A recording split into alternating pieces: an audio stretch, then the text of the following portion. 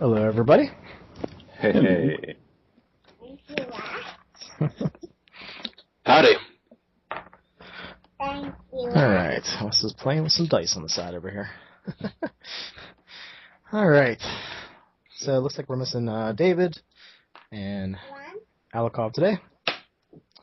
Looks like John still needs to connect too.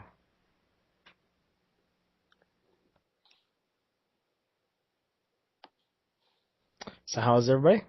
I'm doing good. Yeah, me too. Not too bad, apart from slight exhaustion. Slight, as in you haven't slept for like 3 days? It's only like... I mean, there's a part of me that's not exhausted, but most of me is. Yeah, I can't remember the last time I got to sleep in. It's been at least 2.5 years. So, parenthood is exhausting. Can imagine. I take naps sometimes, but usually I have to stay awake so my wife can take a nap. So. Looks like John's failed for some reason. So I'll try calling him again.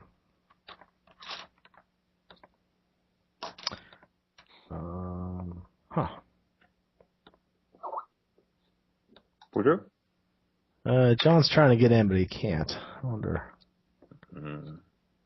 Where is he? Wait, is that him? Johnny there? Hello, can you hear me? Yeah, there you go. Yep. Yes, Yeah, absolutely. hey. Wonderful. There you go. How is the sound on this? It's pretty good. Okay, Yeah. I'm using my camera instead of using my headset, so I just want to make sure it's not picking up any feedback or anything before we start. No, I've noticed in the past when people use them, sometimes they're fine, and then other times, like randomly, they'll just throw in strange noises. Like even headsets though. Like I think Phil, you there for a while, you had like this weird little squeaky noise in there. Oh, that was actually my chair. Oh, okay. Not like Phil when he's eating chips. Crunch, crunch, crunch. That's usually Roger that's eating chips. Sorry. Yeah, that's me. That's sort of a different phenomenon. That was hilarious. I don't know why that struck me. It's so funny when I was listening to the video. Like, oh man. It made me think of like what I'm doing. Like when I'm doing. Like I try to always hit the little mute thing, but sometimes you forget. Yeah, I'm like I don't know. I'm maybe not a master of that, but I try to hit that sometimes. Other times I think I hit it, and like Wes is streaming, and I look over, I'm like, whoops, I forgot to hit that. Oh, so yeah, I guess we can. Is there any guys? Any of you have thoughts or anything about campaign so far, or just I don't know, open forum? Nothing in particular, no. Just having fun. That's cool. I feel lucky because I've had all these like singular sections where I've been able to talk individually with people and progress my character. So that's a bonus to me. I just hope others get to do it. Yeah, I think we all have to a degree. Yeah, I guess you had the scene out there with Theo on the halls of ship and the doctor, and you were saying you wanted to try to weasel your way into talk to some of the other people. No, not weasel. You make it sound so bad. Yeah, we'll see where Longbeard takes us. He just role plays his way into those scenes. I guess that's a more positive way to phrase that. But yeah, I enjoy all that stuff. It's great. So I think the last time we left off, the doctor and Longbeard were having a heart-to-heart conversation in the med lab. It seemed like I feel a bromance coming on. Yeah, so I'm trying to think how we're going to start today. We'll say that maybe a couple hours has passed since the end of last session. So you guys have about 20 hours until you get to the rift. Hold on. So you got about 20 hours left. Where do you think you are at this moment? It's been a couple hours since last we left off. Theo's going to be in the workshop still. Now, when you say the workshop, do you mean like the med lab science area? Do you mean by the engine? Yeah, it's where the fabrication devices are. Or you have those 3D printing machines. No, not the cloning one, but the one that just prints parts and stuff. Okay, I'm trying to think where that actually is. In one of the lower decks, I think there's an area where there's it's a storage mechanical room. I don't know. Oh, okay. That looks like. Maybe the utility room? Yeah. That's where you'd be at then. Okay, it's number 15 on the map. Okay, so workshop, utility room. And is Longbeer still in the med labs, or is he elsewhere? No, Longbeer will be actually in his bunk after having asked the doctor if he could prescribe him something to help him sleep since he hasn't been able to sleep. Okay. So he's going to be actually laying down, trying to get some sleep. So you've kind of been avoiding sleep for a while? Or do you think it's sort of a side effect of the chip? It's the side effects of the chip. Okay. And all the memories that have his brain, flooding in. He's having trouble differentiating, so he can't calm down. Hence why he worked through the 8 hours the night before. And how about you, Rohir? Where do you think the good doctor is? The doctor will be in the med bay. He'll be lying on the treatment table and kind of have like a display in front of him, and is going through some data and that sort of stuff, and just taking in information. And Bryce, where's Bryce at the moment? I think that Bryce, after noticing that Kazuko had left the pilot seat to go to the lounge and talk to people, has probably headed up to the cockpit or flight deck to monitor that situation, especially as we get closer to the rift. I mean, he can still, be accessed through intercoms and all that and kind of keep tabs on things, but I think that to a large degree he's focusing on seeing if there are any interesting readings from the rift as they get closer. Okay, yeah, Kazuko probably just had the autopilot turned on. Him and the captain... Oh, I didn't know we had an autopilot. I thought that was what the bot was for. Well, the bot, is, very like a... He's basically like a pilot. He does everything pretty much, if not better than a normal human pilot. Oh, okay, but we still have our standard cruise control. Yeah, if you point the ship in a general direction and just hit that on, it'll keep doing whatever it's doing. But it's kind of like cruise control in your car. So yeah. So Bryce is in the pilot chair, looking out at the rift as it slowly gets larger on the screen as you're heading towards it. And you start to get this blip from over at the communications console that you guys have just recently repaired. Okay. Is there any... I mean, is it more than one blip? Or is it just a short blip that I will need to analyze somehow? I mean, obviously Pond probably has access to... Or, I probably have access... That's probably running through the computers is what I'm saying. It looks like there's some incoming message. Oh, okay. I will check that, I guess. Okay. This is the Ageless. Ageless. Please. We need help. This is the Ageless. Ageless. Please. We need help. It just repeats over and over again. Seems like it's a distress call. Okay, I'm going to forward it to the various vids. Well, I guess it would just be coming out of the panels. It's not like a video. It's I'm going to forward the audio through the intercom system and say, folks, I think you guys should give this a listen. And I'll start trying to figure out if I can discern where it's coming from, where the call is coming from. Okay, why don't you give me a roll, intelligence, and computer specialty to get a specialty that worked. Okay, I have a sensor specialty, which might apply.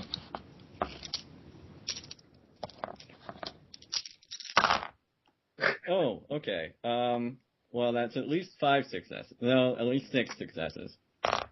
6. All right. you think this ship is somewhere between the Rift and there's this station that you think is Earther controlled. You don't really know the name of it per se. All you know is the corporation that owns it is ICOM. But this ship seems to be pretty massive. You're guessing it's probably about 10 or 20 times the size of your vessel. It seems like it's dead in space. It's not moving. Does the Earther station, orbit anything, or is it just sort of a free floating? Like what? It's obviously reasonably close to the Rift. I'm trying to figure out our positioning now relative to it. So your positioning, you've passed obviously Ganjan, the asteroid belt. You're headed towards the orbit of Sayal. That is further from the Rift where you are. And the ICOM station revolves around the sun, so it has its own orbit. Oh, interesting. Okay. Can I pull up any data on the Aeschylus from either our stores or from a local data net, if there is one? Yeah, it takes you some time, maybe about 10 minutes, looking through various publications and sites. But it seems like it was recently set into orbit. It was recently constructed, and it is a Ganjan vessel. Okay. I suppose that Bryce will call very specifically. Well, he's just going to make sure that the captain is aware. Maybe check the vid feeds to see where he is on the ship. And insist, Captain, I think this may be of particular interest to you. And I guess we have two captains, so...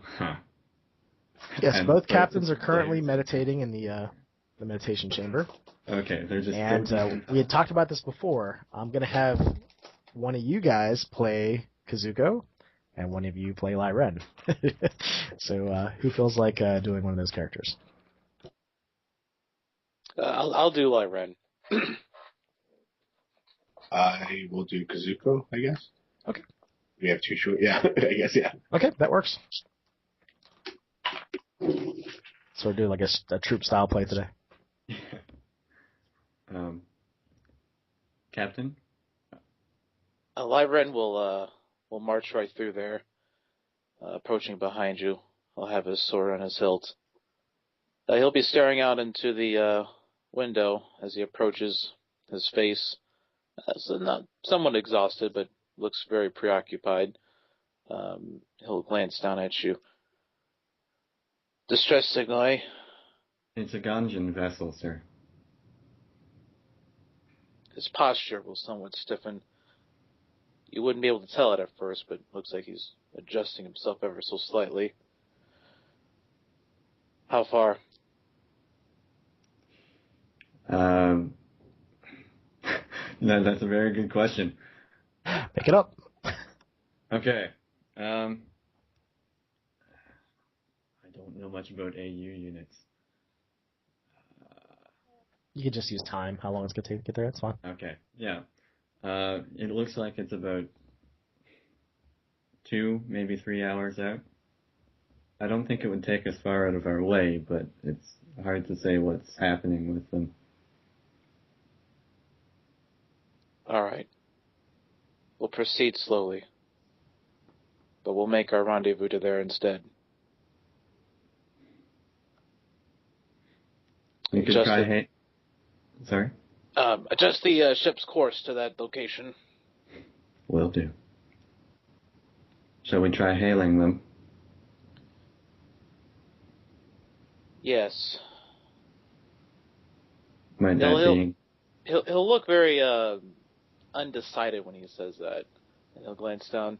Let me try something, and he'll enter it in and make it look like a Ganjan frequency of sorts. That way, the ship appears a little bit more friendly-ish.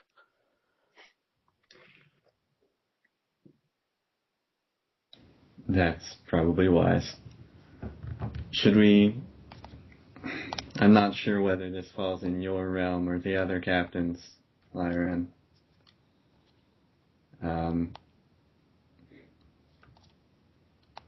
How do you feel about it? Well, you should both be here. Kazuko, are you on your way? Right as you say that, the excuse me, the door's opening. Kazuko kind of strolls in calmly. He seems completely refreshed and cleanly showered. And he says, "What's going on? Is there any danger?" Not to us. We received this distress signal. It's from a ship about 3 hours out. Your people. What do you guys think, Captain? We should probably help them, shouldn't we? We've already adjusted course towards the ship itself. I've been expanding a Ganjin frequency towards them. Hopefully they'll receive it and not perceive us as enemies. Do you know, is it a military vessel or is it a civilian vessel? Is there anything I might have been able to tell about the signal it sent? Yeah, you think that it's probably military, maybe even of an exploratory sort of mission. That's sort of the vibe that you got from the various write-ups and things from the sites. Okay. They may be armed, but I have a feeling their vessels more of an expeditionary nature. I don't think it's assigned to any warring tasks per se. Well, I mean, if they need help, we should help them regardless. Perhaps we should alert the doctor and the other crew members, let them know what's going on to prepare for it. We're 3 hours out, but yes, I mean, I've broadcast the distress call through all the intercoms, so they should be aware. So, did you actually hail them, or are you going to hail them? Signet hasn't. The captain will, actually. He'll lean over the console and begin hailing them. This is the doctor. What's going on? We received a distress signal from a Ganjin vessel. We're intercepting it now. Prepare Wait, what? yourself. We're intercepting it? There's a distress signal it's been emitting. We don't know what kind of danger the ship has been in, so we're going to investigate. With all due respect, Doctor, Captain, aren't we on kind of like a secret mission? Yes, but it only takes us a few hours away from it, and it is along the way. We can spare the time. Certainly, but do you want people to know we're here and run the risk of them, well, doing something to us? I don't think that'll be much of an issue at the moment.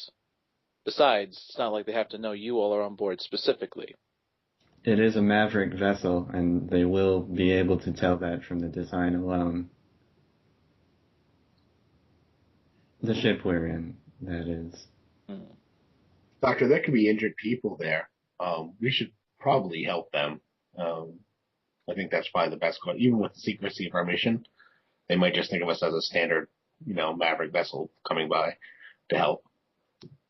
All right, I'll make sure the med bay is at standby. Thank you, Doctor. As you're trying to hail them, the view screen comes up. It's very staticky. There's lots of noise in the background. You see smoke. And you don't actually see anyone there, but you see a hand that's sort of reaching up, trying to hit the button. Seems like it's bleeding.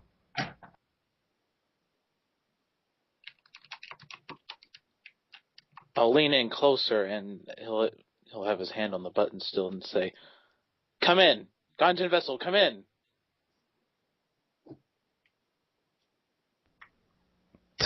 Did you get our distress?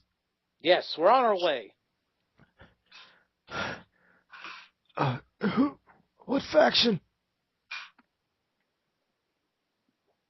Ganjan. So shall be praised. Please hurry. I don't know how much longer we can keep the doors shut. Describe your situation. What's going on? They just won't stay dead. What? Please. And the screen will sort of cut out. Did he say they won't stay dead? I don't know what that means. Maybe they're dealing with some form of robot, maybe? Or I don't know. We'll have no clue till we get there. We better get our armament supplies ready. We'll be in for a firefight. Are we actually considering boarding? Yes. I think we'll want to do a thorough sensor sweep before we do. We don't know how many are even still alive on that vessel. It could just be their captain. Right. Of course. He'll look a little unsure in his expression, as he'll try to hide it. He'll glance over at you, Kazuko, and say, I'll leave this to you. I'll be in my quarters preparing. And he'll walk away swiftly. Okay, Captain.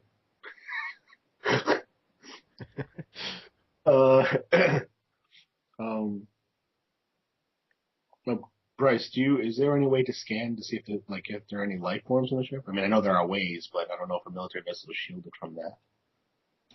I'm not sure what we can ascertain from this range, but I can try. So he'll try and push the sensors as hard as he can to get a sense, whether through thermal, because their engines are obviously down, right? Although it seems like there's fire on their ship. Yeah, from the feed there was fire from maybe the cockpit. You're not sure where he was broadcasting from. But from your sensor readings before, it seemed like the ship was at least not moving. You weren't sure if the engines were up or disabled. But they're probably not kicking, at least, if... No. So, I guess to be able to look into their ship thermally, we might be a little too far out at this point. Okay, well, I mean, I'm sure you know it better than I do. Just whenever you can get any information you can, please just forward it on. Just let me know. Once we're within an hour of it, I should be able to get a good read. The resolution just isn't high enough at this distance. There's another blip on the communication screen. All right, I'll pull it up. As you look at the messages that you're being hailed, so you pull it up to where the captain was just speaking, and when you look there, good. Oh, sorry. I was just going to, before then, if I can ascertain anything about the signal before bringing it up, I will. It seems like you're being hailed the same way that you were before. All right. May as well pull it up then. You see the broken body of the person who had just hailed you. It's laying on top of the console, the console that it was, he was putting his hand on before. It looks like his face has been smashed in about maybe like a third of the way. There's blood running down the dashboard. And in the back, you see the door that was open, or the door that was closed is now open. And there's less smoke. Seems like the smoke has gone out of the room, but there's still fire. And it's just a continuous feed. Just static. All right, I'm going to make sure that's only one way, so we're not sending any information towards them. Okay. But I'll keep that feed on at least some of the monitors and make it accessible to the crew. I'm not certain as to the wisdom of intervening at this point. There still could be other injured people on the ship. Can you record this? Keep it recording? Absolutely. Do I see this feed in the med bay as well? Yeah, we can bring it up there. Well, he won't ask for it, but if you well, said I you got figure display. It depends on really whether you're keeping tabs on the monitor. I'm not going to play it super loud so you can hear the hissing, crackling of this body being burnt or whatever. That would be a little bit cruel. But if you turn to the monitors and are interested in seeing what's going on, yeah, there will be at least a minimized version of it available for you.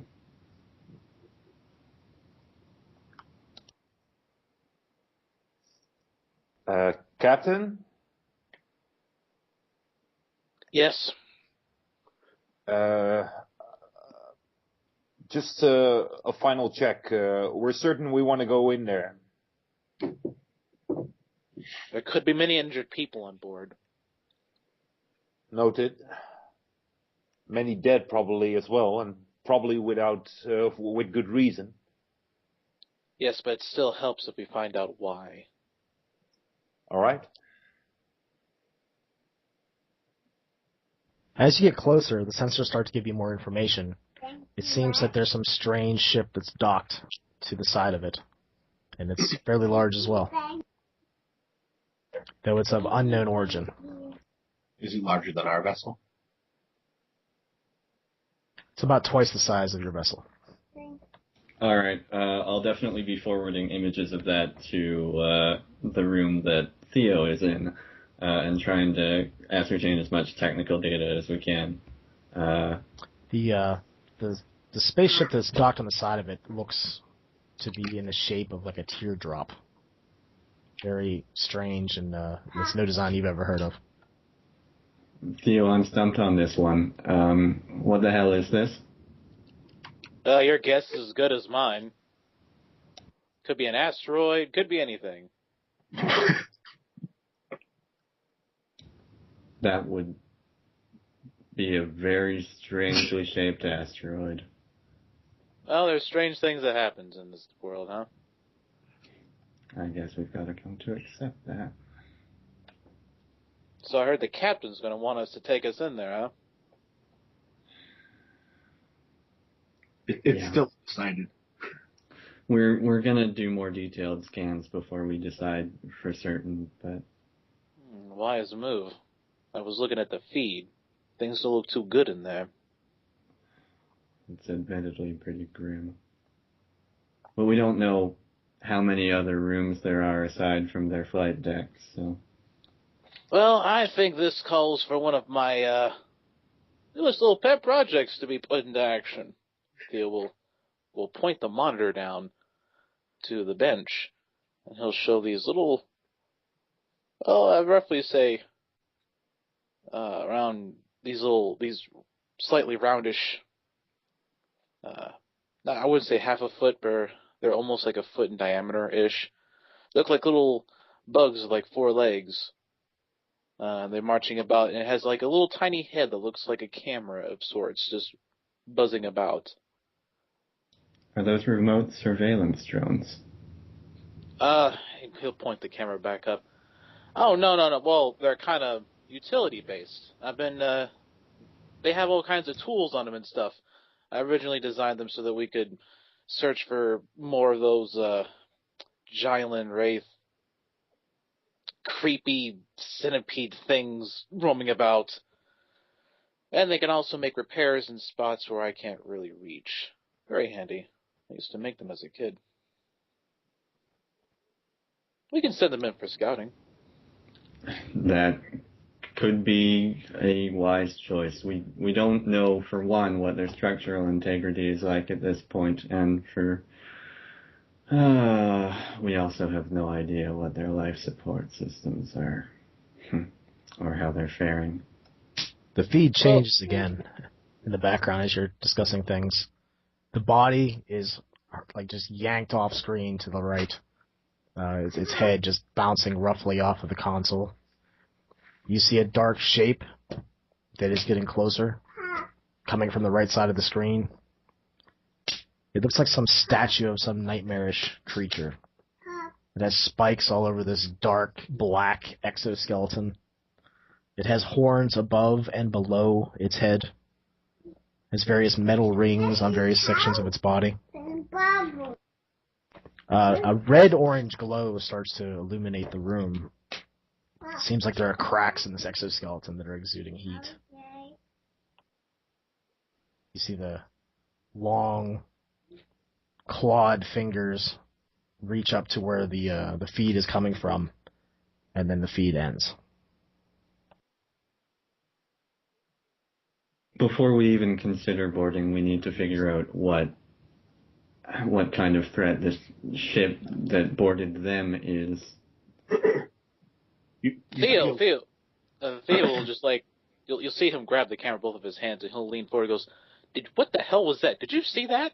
I have no idea. Some kind of armor suit, maybe. We're near an Earther base. They had Gylons, so who the hell knows? Oh, great. You feel Kazuko grabbing the top of your chair and kind of squeezing it really tight and shaking, kind of. And he's like, can you play that back? Are you sure you want me to? Yes, please. And can you zoom in on the arm? Absolutely. Bryce pulls it up as clearly as possible. Does it look anything like the arm that his father was studying to? It looks like a smaller version of it, but yes, it's very similar. So Kazuko continues to kind of shake, and he's like,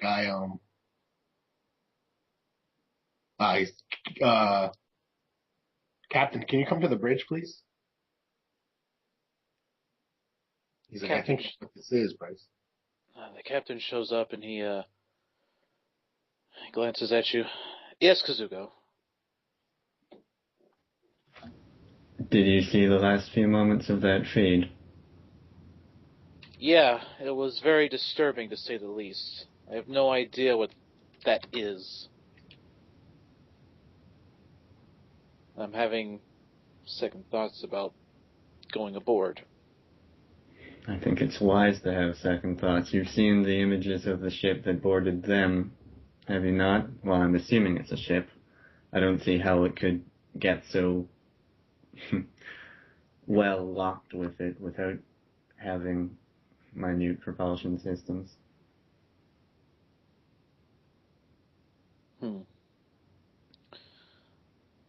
Kazuko, what was it that you wanted to see me about?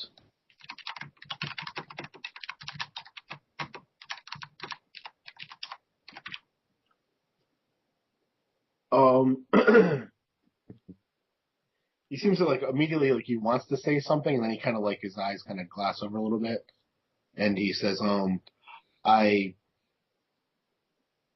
this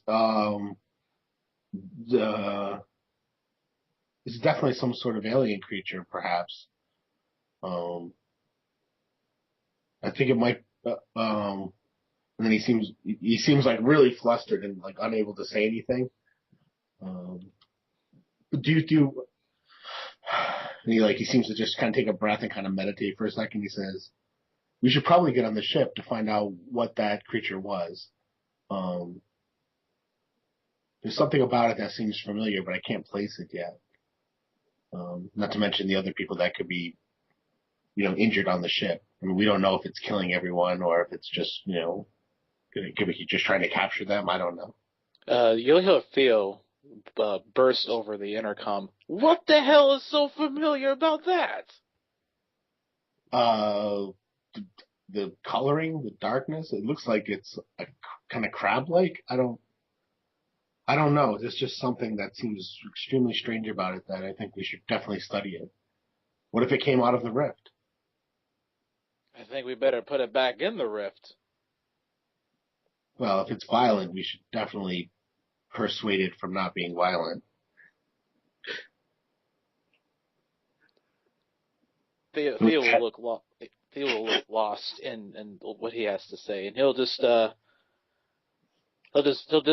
his arms up and he'll just walk back to his bench, shaking his head.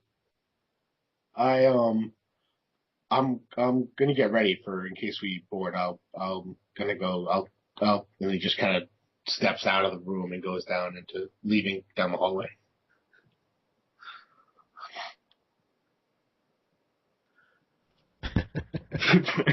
Everyone's like, what?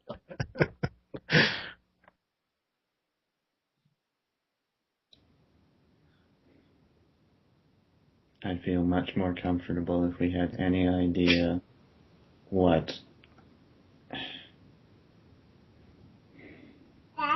the size of their boarding party was, or what that ship is capable of. You'll see the captain grip his sword very tightly. He'll walk over towards the window, glancing out at the ship. Oh, yeah, we're not there yet, are we? Okay, whoops. He'll glancing out the window. As he stares out, he'll simply say, "It doesn't matter the size of their boarding party. They attacked a Ganjin vessel, and they killed Ganjin people, and they have Ganjin blood on their hands. Honor demands, honor dictates that we do something about this."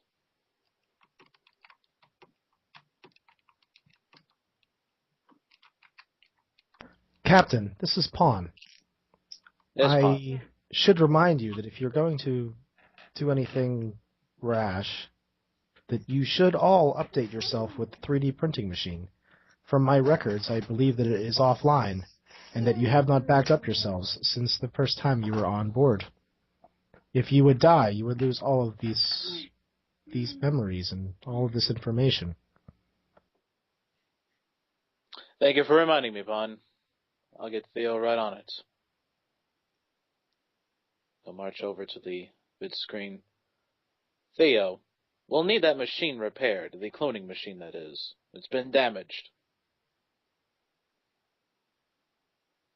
Oh, you think we're going to be needing to use it? I don't know about that, but we'll have to see. He'll shrug his shoulders. All right. I don't like the idea of being cloned anyways. He'll march off. The sensor's going to start picking up something strange. There's some sort of light source that is coming from the ship and is headed straight toward your direction.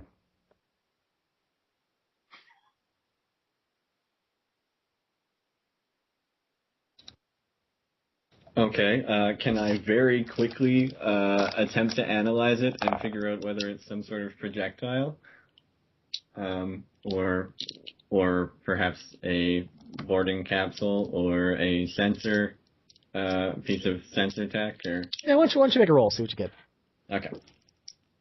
And then I'll let you tell me. How about that? All right.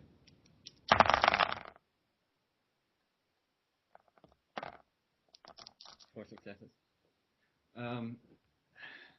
It looks like there's some sort of probe being fired our way, but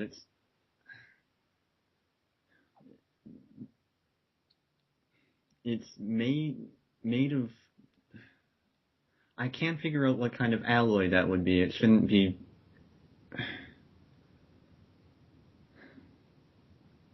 Just take a look. It ends up... he pulls it onto screen, and it's like this... it's like a pine cone. Except a pine cone with, like, these little tendrils of light that are spreading from the gaps in it. And it really does look like it's just light, but it's light that's not behaving as light should. But it definitely looks about the size of something that would be used for analysis rather than as a weapon. It doesn't seem to have anything... well, it doesn't seem to have any known weapon signatures on it. Like, I'm not detecting any explosives or substances of that nature. Yeah, that doesn't mean there's none on it. I want weapons locked on that. Understood. If it does anything that might endanger the ship, we'll blow it out of the sky. Well, we don't know what that would look like. Should we just target it now and fire?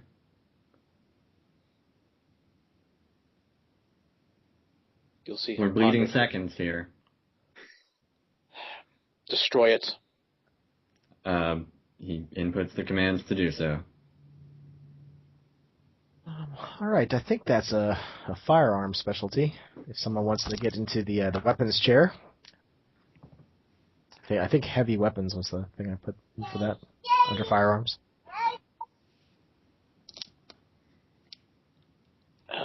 Maybe artillery.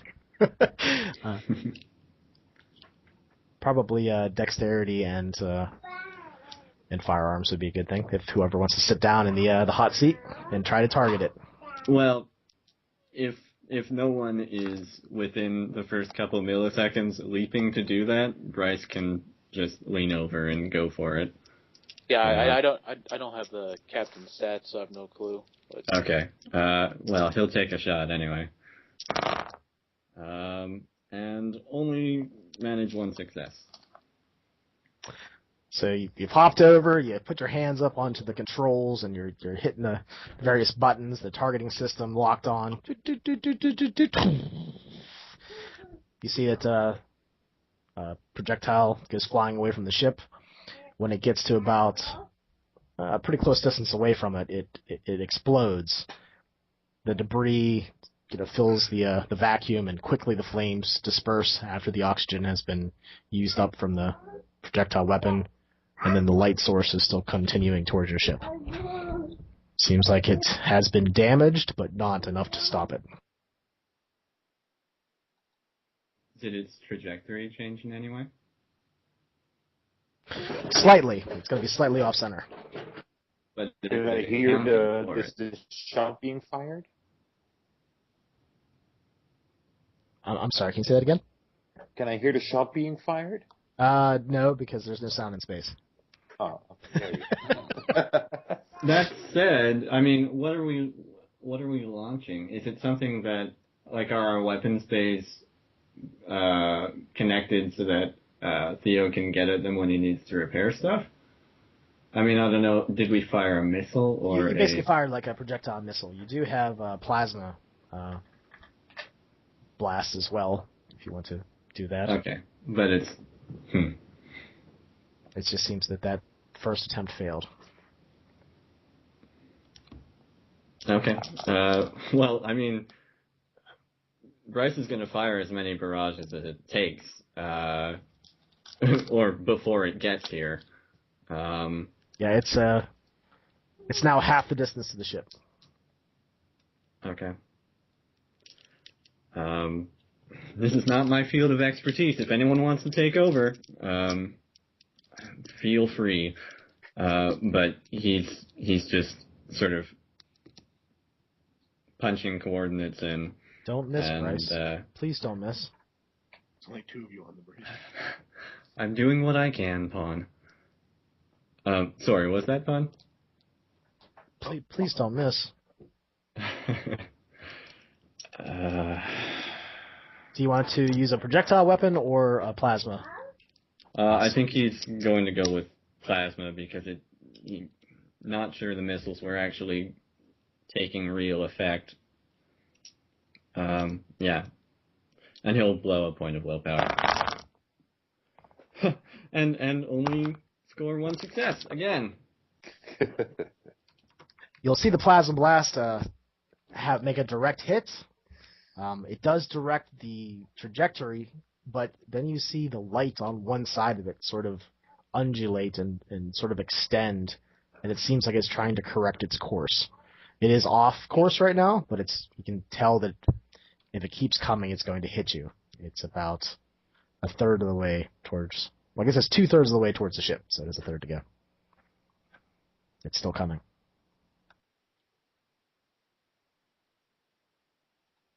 Is anyone rushing to take the controls from Bryce, or is he rolling again? Well, I don't know what All right, he's rolling again. You probably get 3 more dice, as there's various gods in there who want you to succeed. Oh, that's wonderful. That's a beautiful thing. In that case, 3 successes. Ah, nice. Okay, this time it does explode, and the light that it emits is way more than you expected would come out of this thing. In fact, if you're looking at the screen, you're like suddenly like blinded for a few seconds, and maybe a few seconds after that, the whole ship sort of rocks. So it sent a shockwave? It did. What the hell was that? I don't know if that was the propulsion system of the thing we hit, or if it was legitimately a weapon. It certainly seems like it could have been used as one. Theo will hit the intercom and go, well, I don't know what the hell that was, but that's a lot of energy to be shaking us this distance. You'll see small bits of light, like almost like dust catching the light from a window inside the ship. Almost like the air is filled with sparkles and glitter. Christmas.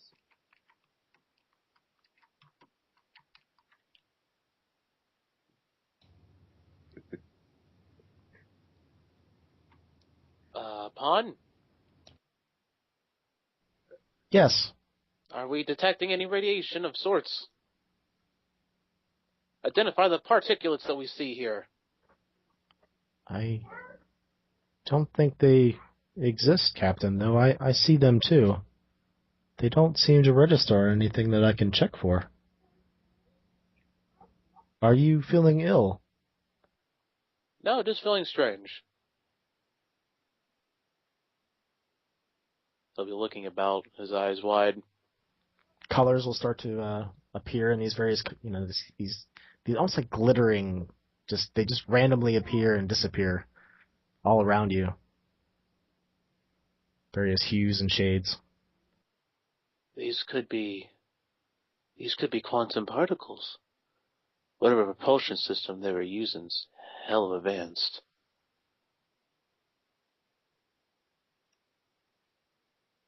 I'm just worried that it seems to be nothing we can block with our hull. I don't think it's something we need to worry about per se, but it does tell us, if not what we're sort of dealing with. You're not sure why, but it seems that your destination is now further away. Though it doesn't appear like it moved at all. So is the computer reading that way? Like, do the sensors agree with this perception, or? Yeah, it seems so. Do we, alright, Bryce is gonna scan through, I guess, video of the external sensors at the moment of the shockwave and see if we actually were forced back and if he can track that movement, or if it was more just a sudden leap that is just imperceptibly fast, or even something teleportation-like. It's rather strange. It doesn't seem like you should be any further back. You're looking at your various points of reference. There's the new planet. You can check Saturn, various asteroids in the asteroid belt. It seems like you're roughly the same spot, but instead of getting there, let's say in probably like an hour and a half, it's going to take you an hour and 45 minutes to get there. It's almost like the sensors aren't lining up. There's something that isn't there. It should be, or it's just that for some reason I don't know. There seems like there's just more space between you and your target than there was before. Well, that's good and terrifying.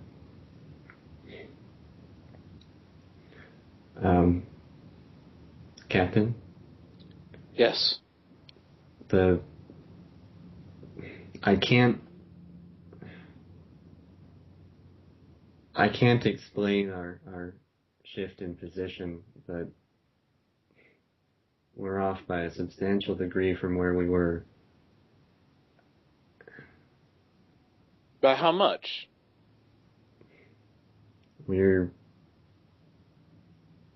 15 minutes further out. And we weren't that close to whatever it was flying at us, so I wonder what would have happened if it had been right next to us when that happened. The strange light anomaly seems to get weaker and then is no longer there. Are we still sure we want to pursue this trajectory? Yes. If there's any Ganjin alive, we need to find them. We'll just have to be a lot more careful about it. The communications array starts to blip again. Something's trying to hail you. I put it on screen one way at first, so that we can see. You'll see that face. That carapace of dark black with heat and fire leaking out of it. Staring close. It's looking loud. Got some feedback. Alright, here we go.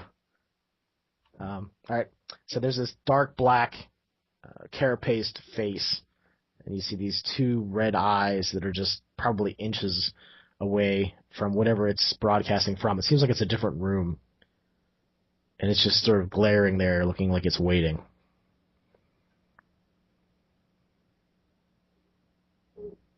Captain, whenever you're ready to talk to whatever that is, here's what you need to press.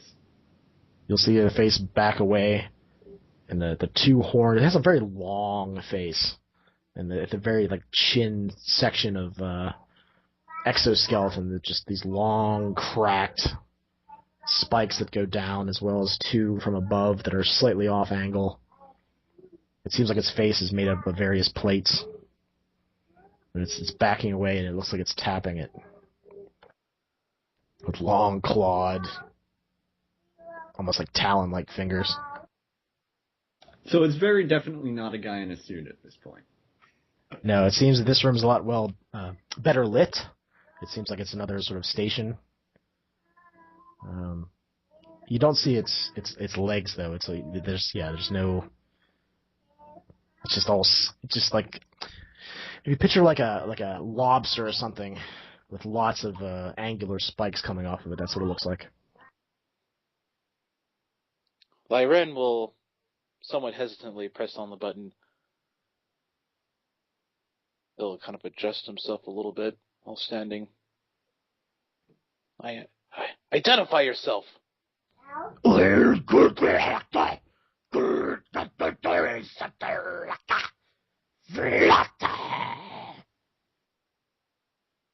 He will stare right at you, and I don't know what that is. I don't understand what you're saying. He points right at the screen.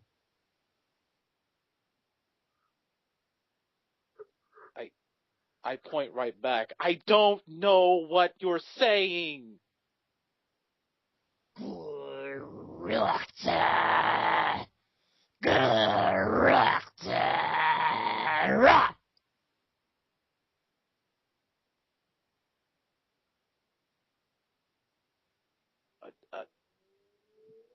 Kazuko. Yeah, Captain. Please get up here immediately. I'm okay.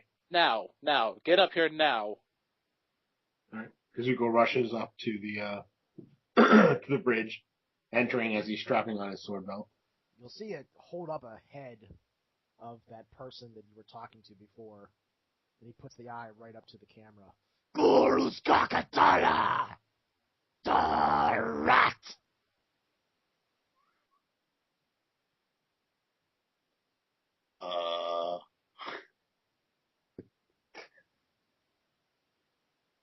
Just Kazuko, I mean, that's probably not enough for him to understand the language at all.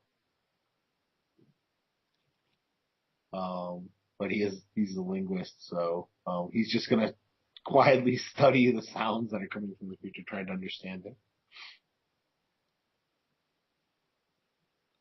Why don't you roll like intelligence and I think language was it's not a skill like it used to be. Why don't you roll 2 times your intelligence, and since you are a linguist, why don't you get like 3 bonus dice? Tim, I think, is your sound low? Or is it just me from here? Or maybe whenever I yell, it usually takes about a couple seconds to slowly pick back up. Yeah, Skype doesn't like it when I get all like into crap and start yelling. Oh, there you go. It's getting louder. Yeah, my voice level should be picking up by now. Okay, it is. There it is. Okay. I'll try not to yell as much. So it's Laren's intelligence. I mean, not Laren's. Kazuko's intelligence plus. Just roll twice his intelligence and add 3 dice. And add 3 dice. Right. I know he's a linguist specialist. I don't know. Yeah, I forgot to look that up. We'll just go with that for now. All right. So he's got 2 successes and so 3 successes. Okay, he's starting to figure out the basic structure of the language, but he has no idea what he's saying. It's fairly obvious that he's being, Kazuko could probably tell he's being threatening, violent. What else might Kazuko understand? Almost like it's a warning. Captain, he seems to be threatening us, trying to get us to back off, go away maybe. Yeah, besides that, I need to hear more. If you can get him talking more. Lyren will, he's visibly nervous because he's never, obviously dealt with something like this, but he will hold down on the intercom button for the interaction between him and the creature, and he'll say, "Why did you kill them? Respond!" Why?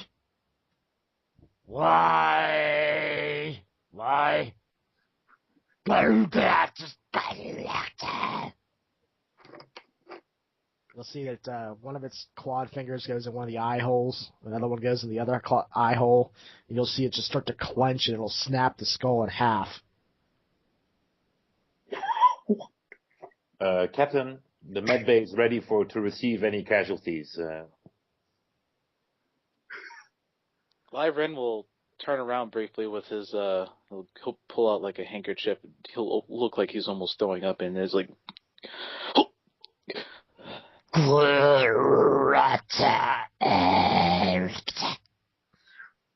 see that it picks up the insides of the skull. It sort of scoops them out like getting seeds from a pumpkin. It'll just put it in its mouth and spit it all over the camera. Bryce, you will notice that the captain, as his back is turned to you, and you'll notice this too, Kazuko, that his hand is clenching onto the console ever so tightly. His fist is in a clench where he had his handkerchief, and you notice that there is white being produced out of it. And the console itself that he's grasping, or at least the ledge of it, is starting to turn white itself, and it builds from where his hand is. Right now, Bryce is he's gone probably as white himself, and is just staring at the console as this is happening, but is feeling completely, or trying to completely disconnect himself from the situation. You'll see that the cracks in the carapace seem like they're glowing, almost like white hot at this point. You'll see that the camera, you'll actually see the sizzling blood on the outside of the camera.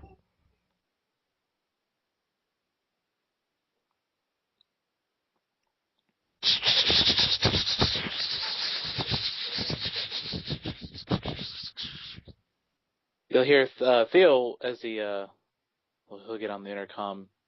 I don't know who these folks are, but they're pissed about something. I don't care if he is a Ganjan. That's no way to treat somebody.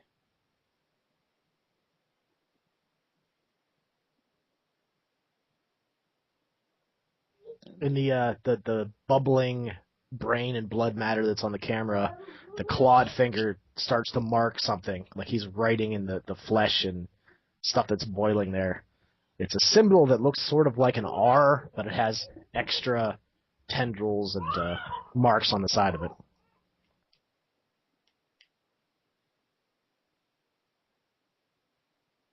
Lyren will lean over, his face very stone at this point.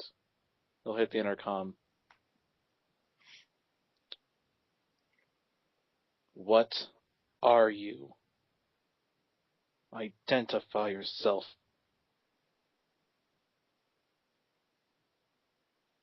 It'll wipe off the symbol, and it'll get close enough so that its eye is there, and you'll see the camera melt.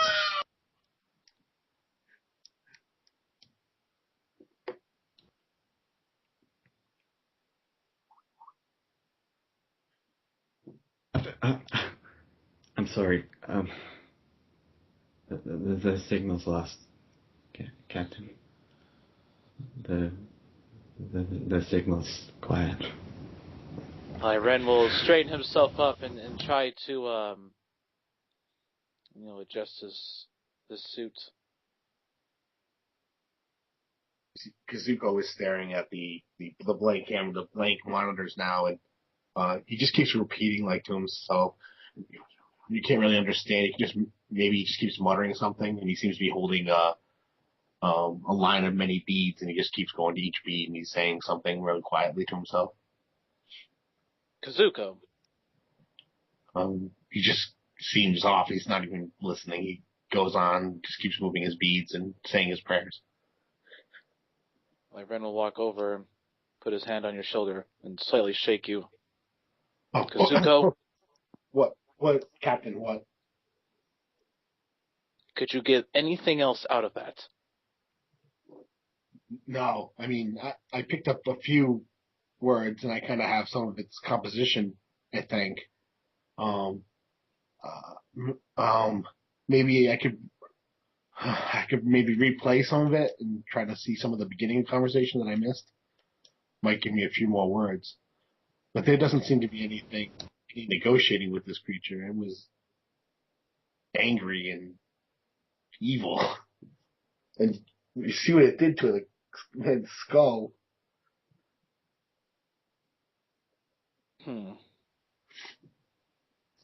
We need to stop it. What if they just go ship to ship, attacking other shipping lanes? I intend to stop it. He'll march right out of there at that point. And he'll be making his way to the med bay. And Theo will be in the med bay already, and he'll be fixing the cloning machine. I don't believe a lot of damage was done to it. I just turned it off. We need to check its bankings, though, to make sure that there's no other copy of our friendly spy in there. That's a wise decision. Did you see that news? Did you see that feed, Doc? No. He was looking at it, but nah, I didn't see it. His eyes will be really wide as he looks at you as you say that. Well, you just missed a gruesome sight. Yeah. Well, sometimes it's better not to see things. Well, I guess ignorance is bliss. You think that's what's waiting for us at the Rift? At this point, I'm willing to expect anything. Yeah. If you look at the scanner, it takes a while, but you do find a hidden file that has a Jalen Wraith clone ready and able to be used. At least the data for it. Well, there you go, little rascal. Well, I guess we just deleted, right? You also see a file, Hazuki Masa. Who? It says Hazuki Masa. Who the hell's this? I don't know. Nobody I uploaded. Oh. Kazuki Masa. Pawn. Pawn. Oh. There you go. Yes. Who is Kazuki Masa? I believe that is my father. He also designed Genu and Zixen, as well as the cloning machine. Oh, your father. Yes, of He's course. the designer from Tyrell Industries. Why would he have himself imprinted on the cloning device? Actually, it makes sense that he would. Preserving himself. Oh. Theo will say, kind of just with his arms wrapped, that's a pretty brilliant ploy. Ship your own copy of yourself on every cloning device you sell. That's nice. A little strange for business, but hey. Well, it was also in like a hidden file, so if you weren't such technical wizards, you probably wouldn't have found it. Is there any sense as to the conditions on which he would be reproduced? I don't know. That depends on if the doctor looks into I it. could look into it, but Theo looks into it. it'll probably take a while for me to get a proper readout on how he would be presented to us. Bryce in the cockpit sees that 3 more of those light projectiles have come towards the ship. They've just been launched. Shit. Do we not have a weapons expert on this ship? Really? I'm kind of flinging my gun through my fingers and like, what? Sorry? We need you on deck if you know how to man the guns. There are more of them incoming, the things that made that shockwave. Zixen was quite capable. Well, Zixen is not in One Piece anymore, is he? Okay, so Bryce is going to fire another volley of plasma at one of them, blowing whale power again. Just 2 successes. Same thing as last time. It seems like it's slightly deflected. It's taken some damage, but it's still coming. So one is slightly behind the other 2 at this point. Bring gun control to Med Bay. Is there a way to route that? It would take some work. It'd be much easier if the doctor would come up to the cockpit, you think? Oh, for Christ's sake, It's going to be a lot faster if you just get here. All right. I run over towards the breach.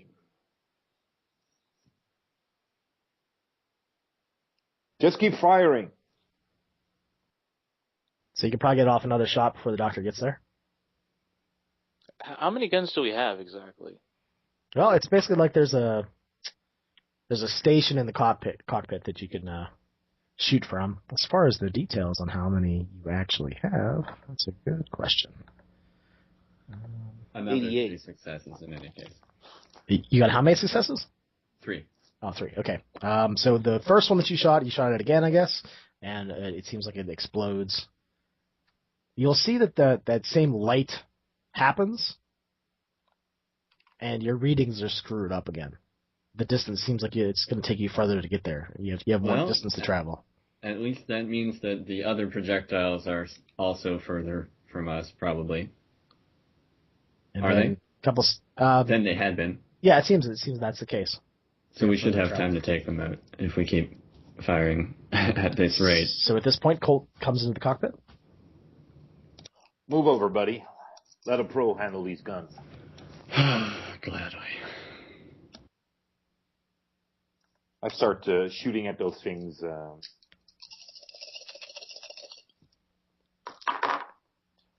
Let's see. 1, 2, 3, 4, 5 successes.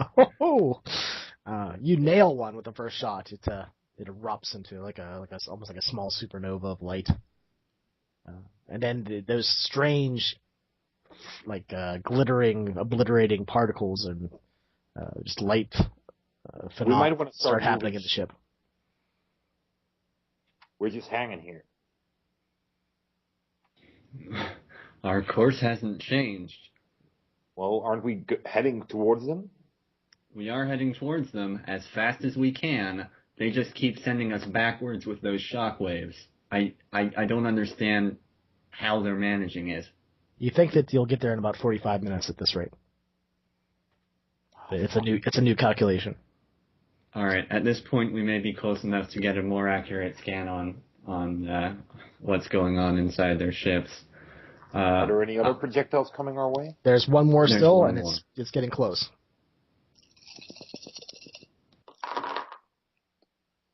1, 2, 3, 4, 5 successes. Okay. Over 5. Okay. Same thing happens. This one just erupts into lots of light. The ship rocks violently, even more so than the first time. And the light phenomenon, I guess you'd call that, is much stranger this time. It's almost like there's strings of light that sort of undulate like worms in the air. You see the walls like warp and bend. You'll see cracks form on some of the walls. Almost like they can't contain the amount of space that's in each room. Some pipes will crack and some hissing and various fragments of pipe will litter onto the ground. There's some fluid dripping down in various places. Theo, you may have some work to do. I'm already on it. Thanks. And holy shit, where did you learn to shoot like that? Oh, it's a gift. Well, it's a well-valued one. Thank you, Colt. No problem. I try to keep you in one piece as much as I do the crew. Are those strange worm things hurting you? The light is bizarre. It's like everywhere you look, it's almost like you're underwater in a giant tank filled with light worms. Can we contain part of it? Like, what do you try to do? I don't know, like preserve it, keep it on stasis or something, so we can examine it later on. Do you like reach out your hand? Do you like how do you? No. I've learned in medical school not to touch things that I don't know what they are. Like, ooh, what's this? You'll see that the light worms start to fragment and to sort of shatter into those particles that you saw before. So it's very just small, like dust-like looking glints and various hues and colors all over the ship.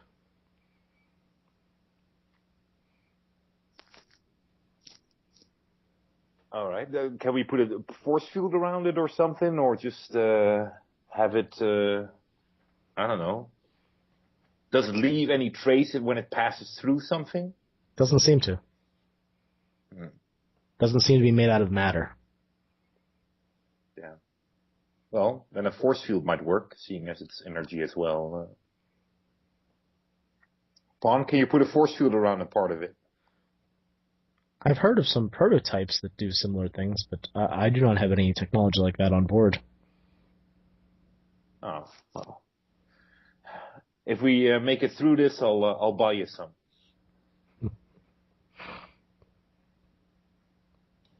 Bryce is gonna do everything he can with the sensors to see if he can pull out thermals of the inside of the ship and get a sense as to what might be alive in there. Yeah, you are closer. You're going to have a 2-dice penalty, however. Okay. Well, seems like there's some technology to resist those efforts. Spending willpower anyway. Okay. 3 successes. Okay. So you do these scans on the ship. You'll see that inside that strange teardrop ship that's about twice the size of your ship that's docked to this vessel, it has an orange color to it on the outside, now that you're closer. Inside, you think there are 3 life forms. And something very strange sort of appears on your scanners. They seem like they have 4 legs. Ugh. So you'll see these sort of red, heat signatures, and you'll see these long, legs moving. They seem to end in points. Are the heat signatures warmer than a human would be? Sometimes 4 or 5 times as warm. Oh dear. Are we sensing any life forms on the vessel they boarded? You are. The first thing you do notice, however, there's intense heat signatures all over the ship. From the fire. Yeah, there seems like there's many fires. And, you know, the Ageless, I think I'm pronouncing that right, Aeschylus, Ageless. It's a very large ship. It has 4 decks. You can kind of get a rough reading of various floors. It seems like there's lots of cargo space.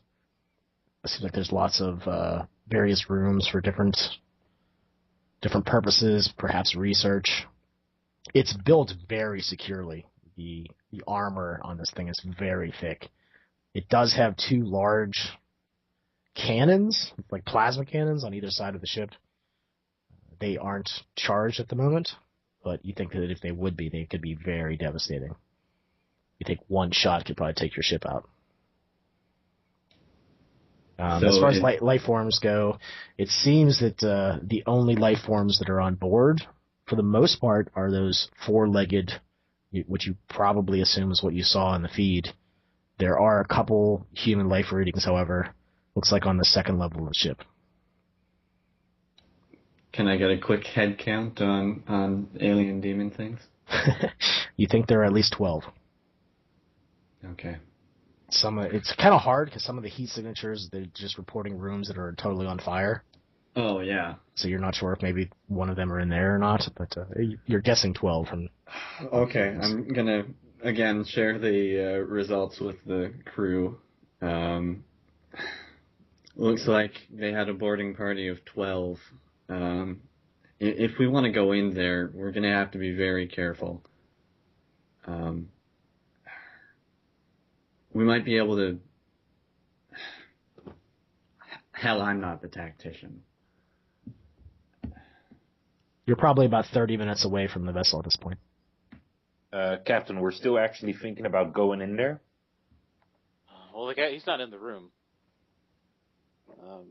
You can hit the intercoms. Oh, that's right. Yeah. He'll respond back and say, "Yes, I am." All right. There are maybe a few humans alive on the 2nd deck, but the place is devastated. And we're going to need to find an alternate point of entry that whatever that ship is, it's covering a fair bit of the side of their hull.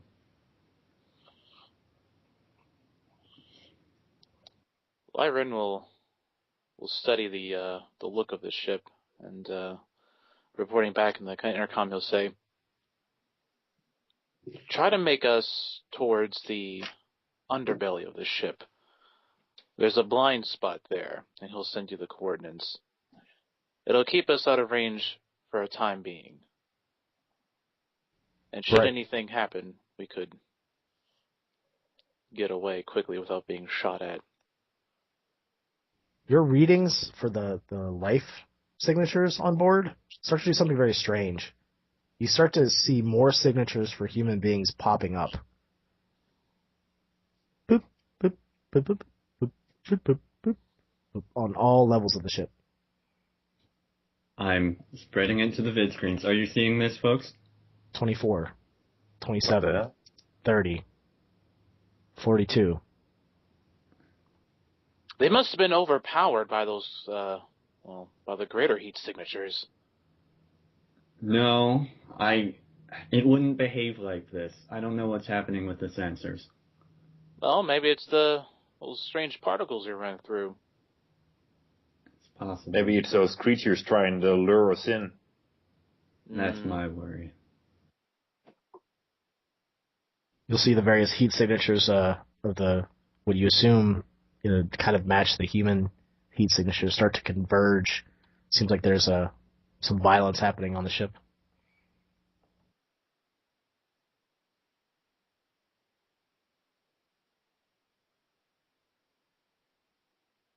Bryce, how long before we get there? About 25. I'm altering our trajectory, so we're going to coast in under the alien vessel. I think it's safe to say it's one. This can't be Earth or Tech. Agreed. Then again, we thought that about Chilin. He'll head out and he'll walk up to Theo and he'll say, "We need you to repair some of the bots, please." "Which ones?" And he'll kind of be hesitant as he says it, but he'll want what was the name of the Zixon is the name of the pilot bot, and Genu is the name of the combat there you bot. go. Yeah. "I'll need Geno repaired." "But you didn't want that thing repaired." "Well, things have changed."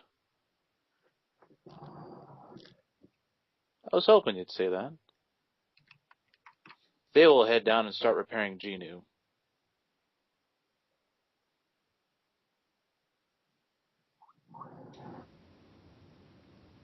We're getting close enough. I don't mean to bring this up again, but have any of you backed up again yet? Is the cloning device completely fixed? Theo will chime in. Yeah, it's all fine. All right.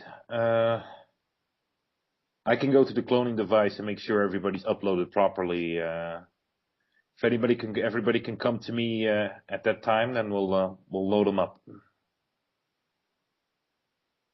Captain will be in the medbay already. All right. Let me know if we're being shot at again. I'll be right back.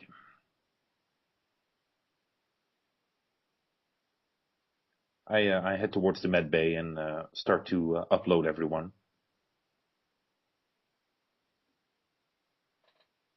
Well, Bryce is obviously going to have to stay on the bridge for the time being. Well, Kazuko like kind of touches your shoulder and says, "Bryce, why don't you load in quickly, and then I'll, since we're still a distance away, and then I'll cover the ship right now." Okay, if you're sure. I'll be monitoring sensors as I'm uploaded. So yeah, he'll run down to Medbay and join the rest. Yeah, as Kazuko's looking at the scanners, the heat signatures of the human readings, that there was only 3 of them at one point, and now there seems to be at least 45 of them that have just slowly popped up on the ship. You can see that every once in a while, it looks like one of the human heat signatures just gets cold. There seems like there's fighting and violence happening. The heat signatures of the alien readings seem like they're down to 10. You know what? I've been thinking they might actually be cloning themselves.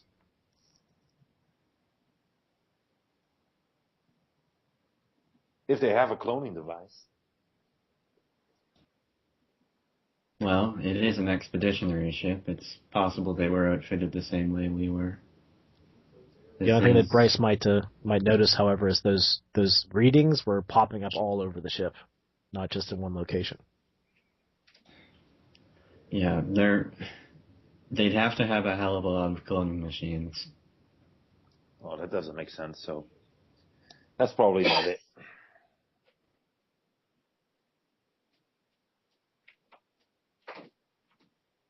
Captain, is there anything you want me to do? I feel like I am useless and unhelpful. Is there any way we can attach our programming to the ship's firepower? You want me to target the vessels? I have never... I'm sorry, Captain. I'm not sure if my programming will allow me to fire. Bryce, can I fire on things that aren't human? You've seen the inside of me. What? You But yeah. You theoretically could, but you don't really have the right libraries to do so with any accuracy. I'm certain you could learn. You seem capable of that. But I might be able to implement something that would help you. If the captain decides that that's where I should be allocated. Could I try to subsume Colt's DNA strand and try to interpret his skills from there? I could access the data files in the 3D printer. I think that may be a little too experimental. And it may be violating his personal space. Let's put it that way, Pawn. Privacy. Is that what you mean? Yes. I'm sorry, Colt, if I offended you by suggesting such things. That's all right. But yeah, that would be overstepping boundaries.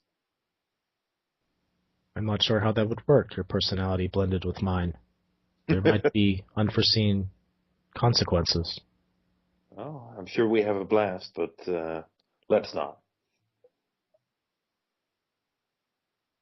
At this point, Theo will be contacting Longbeer.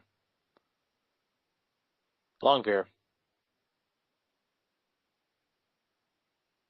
Through the open comm, you just hear like snoring. Longbeer. Longbeer. Still more snoring. Okay, I invade his thoughts. Longveer, the captain is asking for you. No, that's Theo. That's Theo? Okay, Yeah, all right. Theo. I'm confused. Yeah. Well, then I might not. Actually, Longveer, we're in crisis mode. You may be needed, well, both for backup and to provide input. Pawn starts to play aggressive industrial music inside Longbeer's room.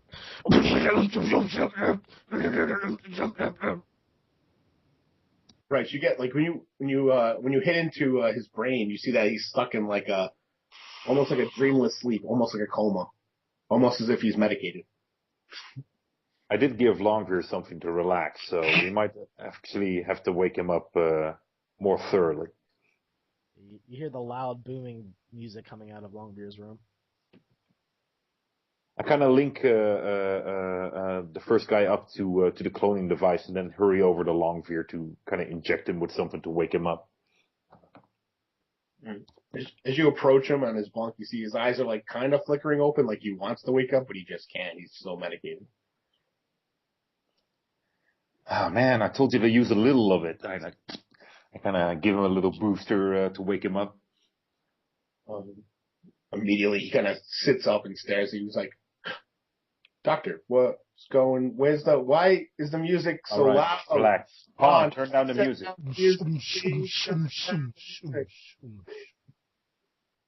All right. Are you with us? I am. What? Good morning. We're having a little trouble with one of the ships. Why don't you go get yourself a cup of coffee, watch the feedback, and join us as soon as you can, okay? Sure, Doctor. I'll do that right now. All right, excellent. Longbeer, I need you down here, please. Well, it's an emergency. Okay, I'll be right there, Theo. All right. Don't forget to upload yourself in case you die. What? Thank you. Die? What? What the hell's going on? I'm sorry, I should not have said die. I mean, no longer be. I'll explain when you get here, Longbeer. Okay. With that, he just reaches down, grabs his tech tool, straps it on. He's still wearing the shroud, and then he just runs down to the engineering bay as quick as possible. And yelling back, "Thanks, Doc." All right. I hurry back towards the med bay. How long does the uploading take? It probably takes about a minute for each patient. Oh, really? That's short. Awesome. Well, all right, next.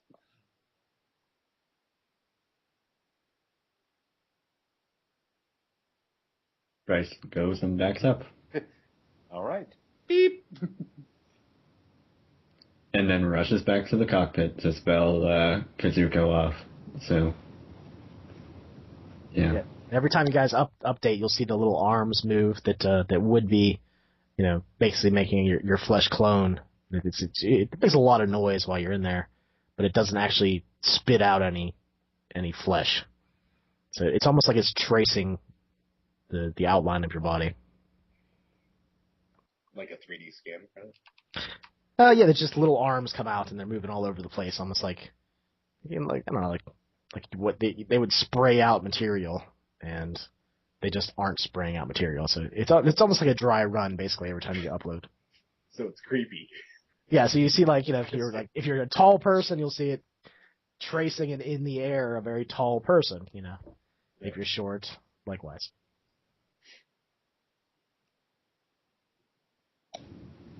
At least it seems to be functioning properly, so that's reassuring. Kazuko's sitting in the cockpit, and you'll see that the alien vessel that's docked to the Ageless is undocking. Oh, that's not good.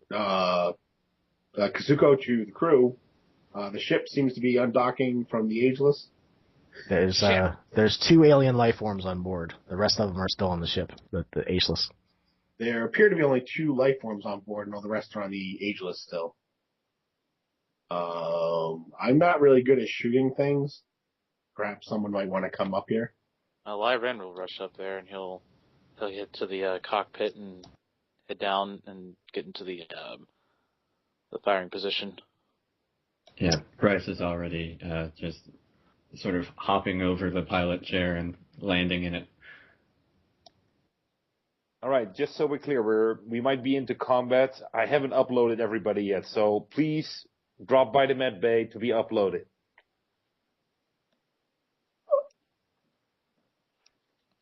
Phil will rush down there real quick.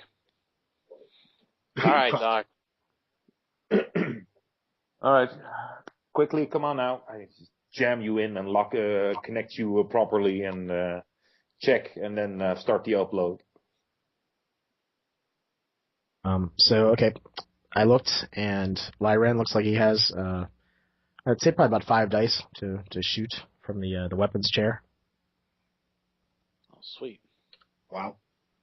And knowing the captain, he would probably burn willpower at this point to try to, if you're going to fire.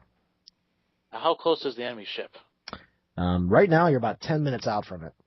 So It's basically undocking. It looks like it's going to come upwards.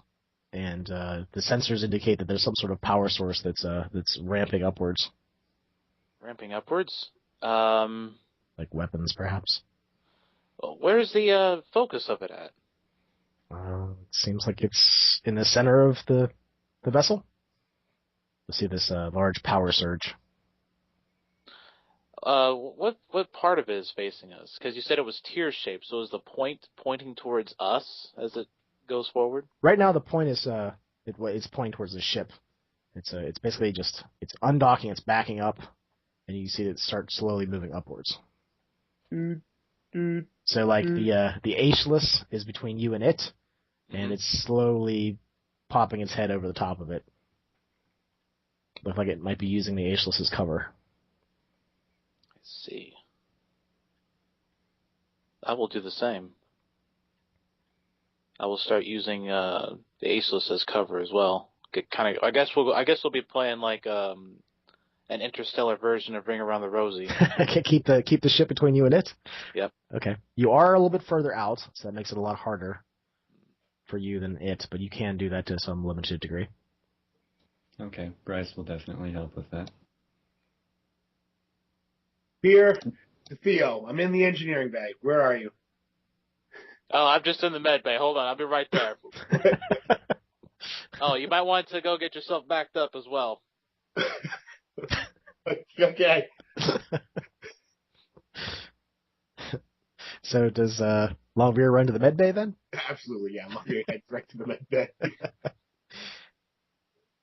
Pull out your flesh port, plug it right to the side. Yeah, I'll jack in, or whatever the doctor says. And you've all noticed that your flesh ports seem to have sensation to them now, almost like you're touching your skin on your arm, except it's that little, it's almost like a flesh plug-in, and it's kind of creeping you out a little bit that you can feel sensation on it, like it's almost like a tail or something.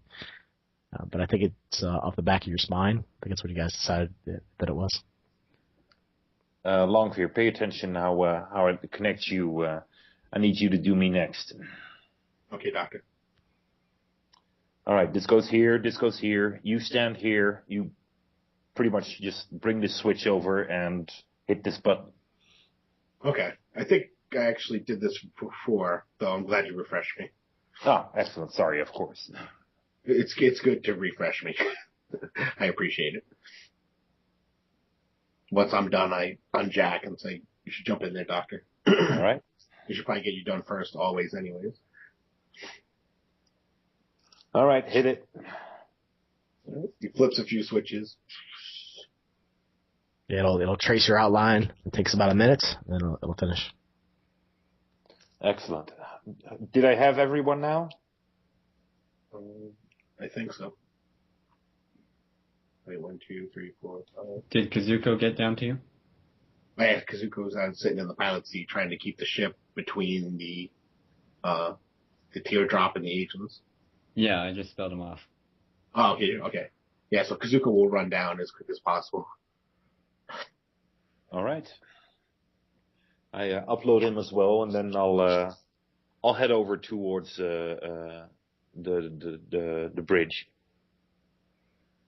At this point, the aliens seem to have figured out your tactics, that you're doing the same thing that they are. So what they do is they fly over top of the Ageless and plot a direct course for your ship. Seems like they're flying right at you at incredible speeds. You think the impact will be in about 2 minutes. You're about 5 minutes out from the ship at this point. Holy crap. You think that this ship is flying about twice or 3 times the speed that you can get to in your vessel. Do we have a sense of what sort of propulsion it's using? That's the strange thing. You have no idea. There doesn't seem like there's any heat signature. There's that energy surge that's in the center of it, but that's all you can really get. There's some sort of energy that it's using. Okay, so it's heading right for us, right? Yes, the very pointy end of the teardrop, the orange teardrop, is flying right at your ship. Okay, if it's possible, Lyran is going to eject some of the missiles from behind the ship, and then he will wait to the last second and then just kind of jump right before the ship hits. That way it continues forward, and we just dodge out of the way. Okay. That sounds like a piloting maneuver. Mm-hmm. So that would, I would either let you use intelligence or dexterity and pilot. Sounds like fair. Is there any way Bryce can assist with that? Yeah, you can. Well, there's gonna be one pilot. The Gonjin could help. Well, the Gonjin has his own ability to. Mm-hmm. I guess actually it's to help others. I think. To help others. Yeah. Kazuko was heading up to the bridge, but I didn't get a chance to say that. Okay, we'll say that Kazuko walks in the back of the. All right. So when he comes onto the deck, he'll try to, help. Who's he helping? Lyran. Help Lyran. You also notice that he has 4 packages that he drops on the floor, and he starts opening one of them, which has like a blackish, leathery outfit in it, and he starts putting it on. Oh, nice. Shroud suits for everybody. So at this point, this orange alien vessel is hurling towards you at the impossible speeds. And at the very last second, that's what you're doing, right? You're just waiting, and then you're just going to hit it. So give me a roll. And, well, let's see here. I should probably give you some sort of penalty. It is coming at you pretty quick. 2 dice penalty.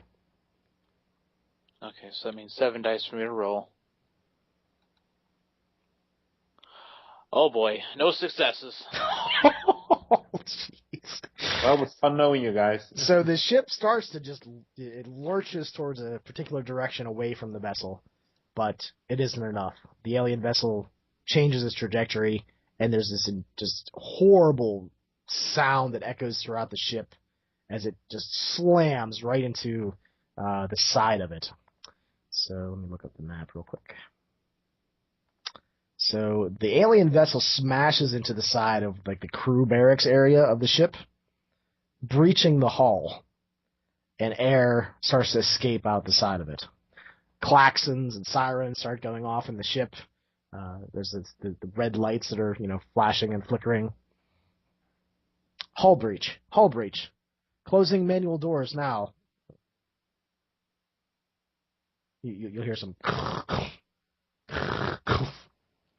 So there's the door that's at the front of the crew area that's now closed, and the door at the back that's now closed and sealed. Theo, Hull breach has been contained for now, Captain. Theo will scramble up and he'll hit the intercom and say, "What the hell just happened?" Just be thankful they didn't hit our power regulator. It's in the same area. Hit? What do they do?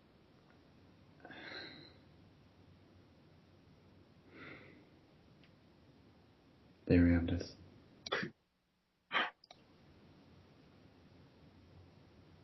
Bryce is just kind of shutting down, trying to calculate things in his head, but looks completely blank, physically. You'll hear this horrible, screeching, almost like the sound of metal being just ripped apart. You'll see the sensors. It looks like the orange teardrop is spreading and opening. So is it actually lodged in the ship? Yeah, it literally just slammed right into the side of it. Oh, if you look at the map, like half of the crew barracks are just decimated. It's basically like sticking halfway through your ship. Oh my goodness. And the rest of it is just expanding out into space. And like I said, it's about two times the size of your vessel. Oh boy. All my wait. actors destroyed. Oh wait, well, weapons still function, right? They do. Oh, I'm all right. Lion Ren's just going to turn the guns right on that vessel and start firing. Okay. It's such close distance. I don't think you even need to roll. It'll start blasting into the side of it. That's the best idea, Captain. Well, he did it. He'll have a very focused look of. He'd just be like this. You can't really tell. Well, you could tell. He looks pretty pissed off at the same time of just being in his insane killing mode. Basically, he's one of these things gone now. I can almost picture like hoarfrost, kind of like leaping, kind of tendrils of energy just flowing off him, like cold energy. All right, so the captain is firing into the vessel that's lodged in the side of your ship. What is everybody else doing? I guess we'll start with the doctor. I'll pretty much just be on board, and I'll have my hand close to my gun, and hopefully see some of the sensors on the bridge to see if there are any warm heat signals coming into our ship and forcing their way towards the door. Okay, so you are in the cockpit? Is that right? Yeah, in the bridge or the cockpit, yeah. Okay. Because that actually matters, depending on where you guys are. Because the way the layout of the ship is. Longbeer is in... Is he in cockpit? No, Longbeer's with Theo. I'm assuming I was running down the staircase to meet him in, 16, I guess? Was that where we were working? I don't know what... Yeah. Yeah, so I probably stumbled down the staircase and I'm standing next to him wide-eyed being like, what the... Oh, my God. And then he reaches down for where his sword should be, which isn't there at the moment. And then he hands a package to Theo. Here. Yeah, so basically everyone is locked in the back half of the ship. There's no way to get to the front of the ship at this point because the crew barracks is basically in the center of the ship and both of those doors have been sealed shut. Damn, we are separated. No, I think everybody's in the cockpit now. So the cockpit's on the third upper layer. There's the middle layer, and then there's the under layer where you guys were down in. Actually in the basement, kind of, yeah. Yeah. So you're basically just running up the stairs. And yeah, you can all get to each other at this point. Okay. But the doctor, you're going to see that there are 2 heat signatures that are coming out of the vessel. The heat readings are off the charts, and you can actually see the video as these things come just just marching out of the front of this vessel. We have people entering our ships or creatures entering our ship. How many? 2. Apparently they're leaving their own ship.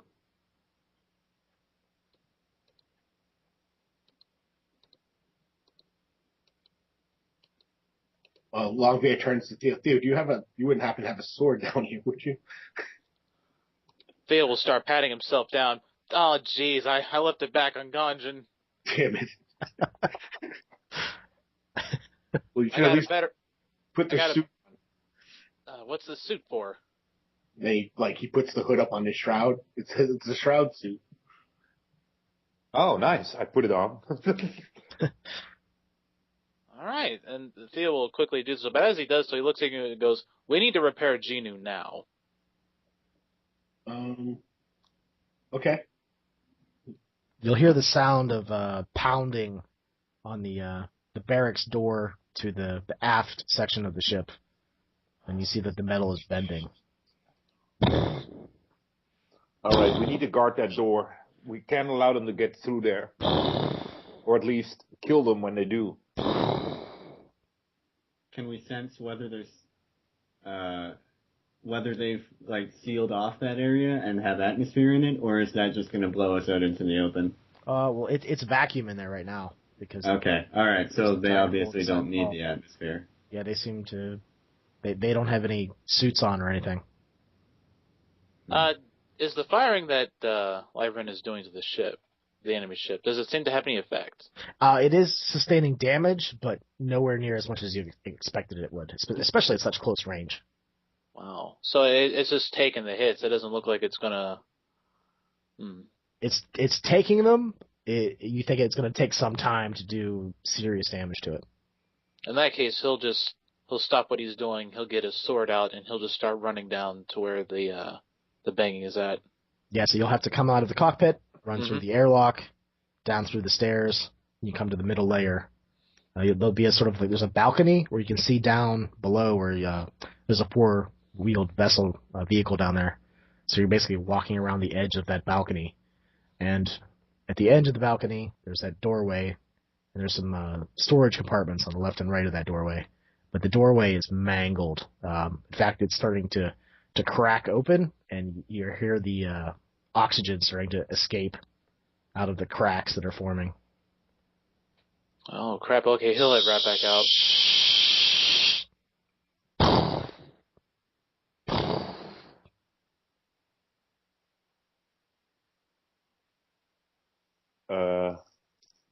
Should we let them in and then close the door behind them so we can at least confront them without having the oxygen sucked out?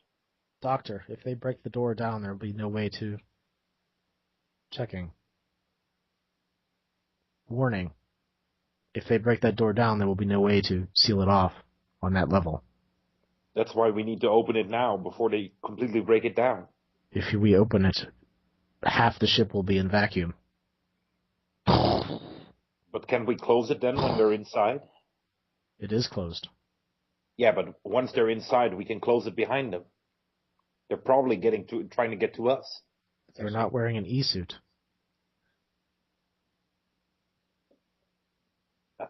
What? No, I mean, we let them into our thing, we lose some oxygen, but we close the door behind them so we can confront them with oxygen. Captain, what are your orders?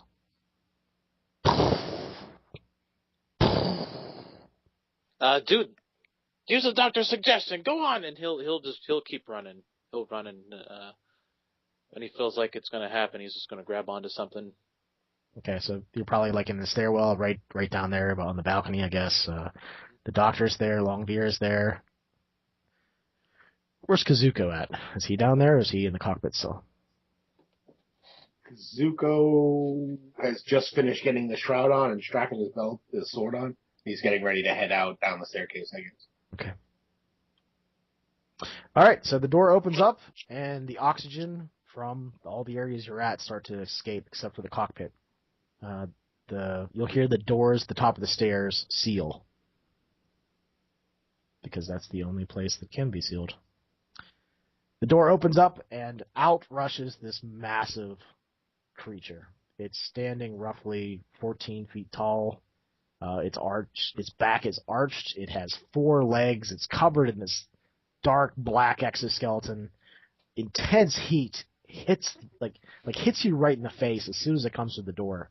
This thing is just burning from inside. It seems through the cracks of its carapace. You just see this heat just emanating. When it goes into the larger area there, the creepy thing is you'll see it get bigger. It almost seems like the carapace plates are sliding inside of each other as whatever's inside of it is expanding. It lets out this horrible guttural and charges. So how about we roll some initiative, I guess. It's a D10 plus. I always forget this stuff. How does this work? D10 plus Dex is a number plus Composure is a number. Guess I should get some dice too. Let's see. It feels like someone just opened up like 5 furnaces in that room. Just the heat is just incredible. I got an 8.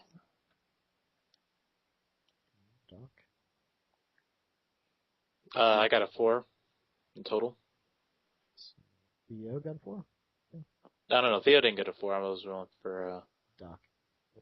Or the captain. Okay. Yeah. Is that the actual die roll?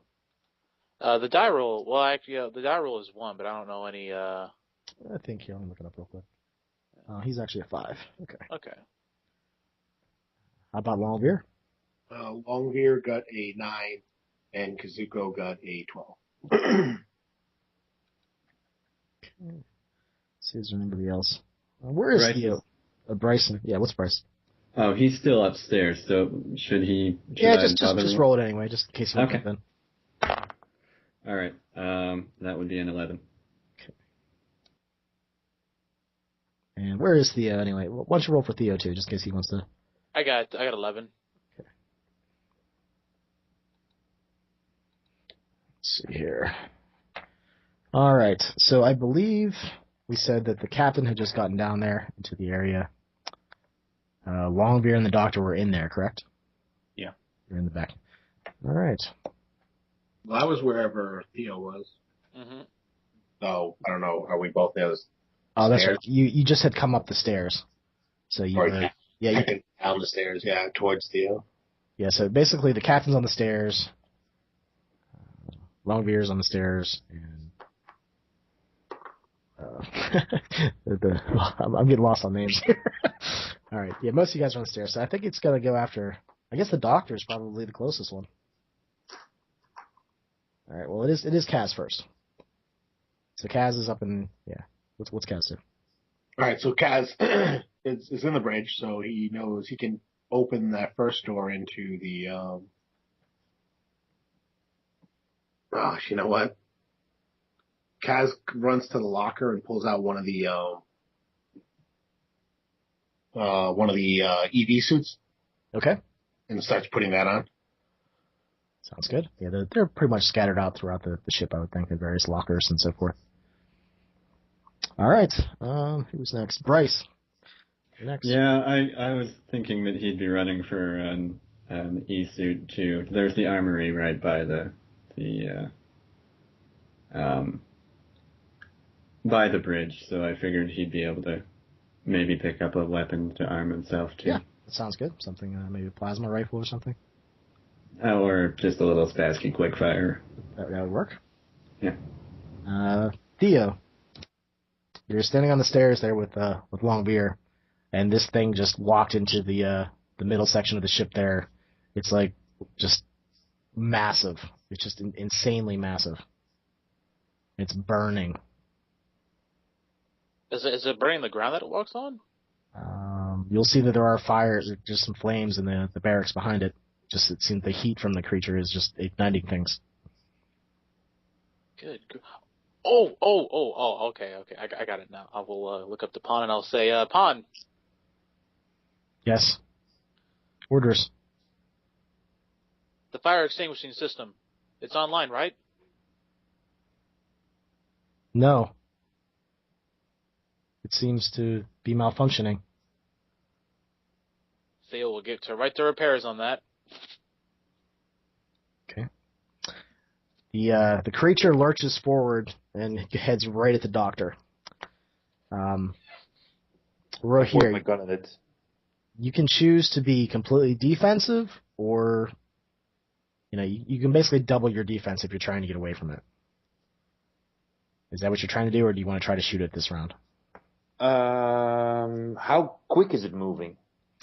It's going to. It basically is just going to lunge at you. With the four legs are just going to lunge, and the creature is just going to hurl itself at you. So you think it's going to get to you? No, but I mean, like, if I try to evade it, can I get the distance big enough for it not to get to me quickly, or? It seems like it's got the drop on you. Well, I couldn't. Is it drop as in that I'm surprised, or what? You don't have any special abilities or anything, do you? Yeah, I do actually. I have a combat awareness. Okay. And that I can't be. This Kaizen power has heightened awareness during combat situation. This power is triggered by adrenaline rush. Okay, that would count. Does not activate unless the Kaizen is engaged in battle. All right, Kaizen is never surprised in battle, and his defense applies even if attacked from the flank or rear. Okay. I'm gonna say that. Sure, we're gonna bump you up in initiative. As this thing starts to lunge at you, you just get this impressive rush of adrenaline. So, all right. Tell me what you do. I point my gun at it and kind of point at its where I think its head or mouth or something was when it was talking or communicating to us, and I'll feel a very clear and kind of thing slowing down in slow motion. I see this thing coming towards me, and I shoot at its head. Okay, make me a roll. Man, I can't believe how many dices I have for firing a gun. It's really ridiculous. And I've got 2 extra because I used my well-timed strike. And I rolled. It doesn't seem like you're going to breach the hull. So that's good. What? Sorry? I rolled the dice, and you're not going to breach the hull with the plasma. Oh, nice. That's good. 1, 2, 3, 4, 5, 6 successes. Okay, I actually messed up. I should have used defense, but okay, that's fine. You get the jump on it. Where does the plasma hit? You said the face. Yeah, I kind of try to blow off his head. You don't blow off the top of his head, but you blow off the lower part. It looks like you blew off part of his mouth. The carapace section's there, the 2 horns that jut down from below. It sort of explodes. Just a giant hole goes right through it, right through the back of it. It burns into the wall behind it, but it doesn't burn a hole through into the void behind it. Even though the air is sort of coming, the air is basically going out into the void as this thing has come through. Okay, let's see here. So the second one comes in. It seems it's a little bit smaller than the first. Same dark coloring. You'll see that there's different symbols chipped into the shoulders on both sides. See what they're 2 different symbols, but it's there. So the first one just lunges forward right into the dock. How much defense do you have there right here? I have, at this point, 7. 7 defense? Yeah. Oh, that's right. With Kaizen powers, I guess, huh? Yeah, I've got Kaizen powers. Actually. Oh, okay. That makes a big difference. 2, 3. That makes a huge difference. All right.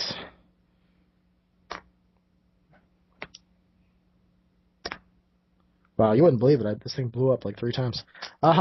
You take 4 damage as the claws sink into your arms that are outstretched holding your weapon.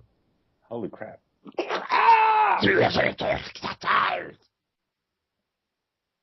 All right, the second one will lunge off.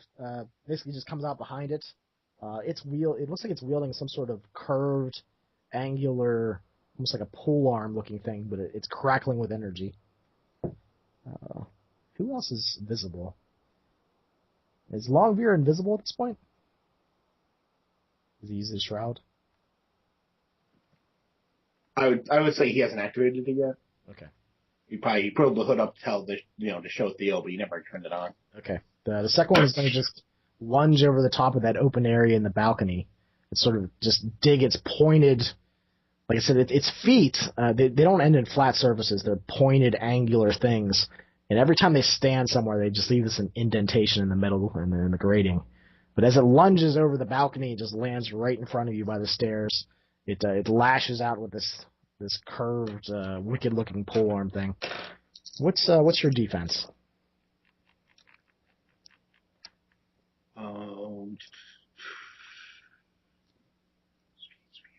Defense is a 2. 2, okay. Same question. Are you going to be more defensive, or are you going to try to do something offensive this time? I'll definitely be offensive. Okay, so I'll only deduct 2 then.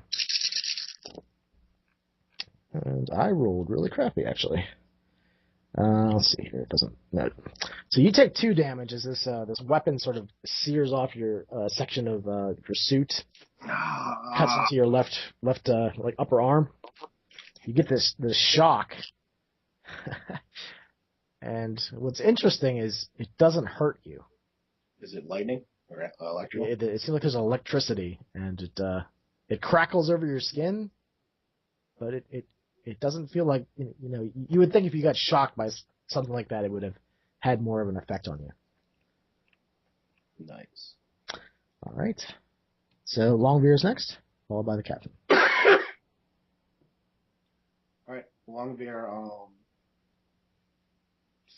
Is it upside down hanging, or is it actually staying right side up? Its feet are dug into the floor right in front of you, and it's standing. All right, so I guess I have no weapons or anything else. I'm gonna leap on it to try to buy Theo time. Okay. And I'll use my grappling like I can normally. Okay, are you going to do rending? I think that's. Rending says inanimate objects. Oh, okay, that's right. That's okay. for taking down. Yeah. Okay. Yeah. Because it says you can ignore 2 durability. That's why I'm just going through them now. That's right. I forgot about that. But I am gonna all this latent energy that's flowing through me, I'm just gonna release it into the creature as I'm attacking it. Oh, okay. So I'm roll for grappling.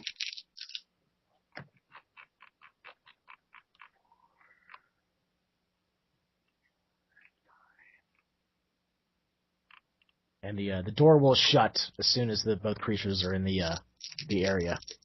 The door doesn't seem like it's closed all the way, so there's some oxygen leaking out into the void.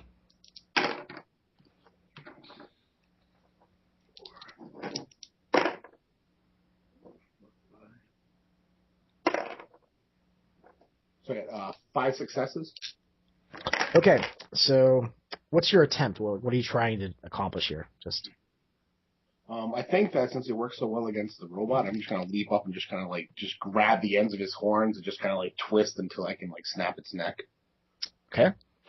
So and then release all that electrical energy that's flowing through my body into him.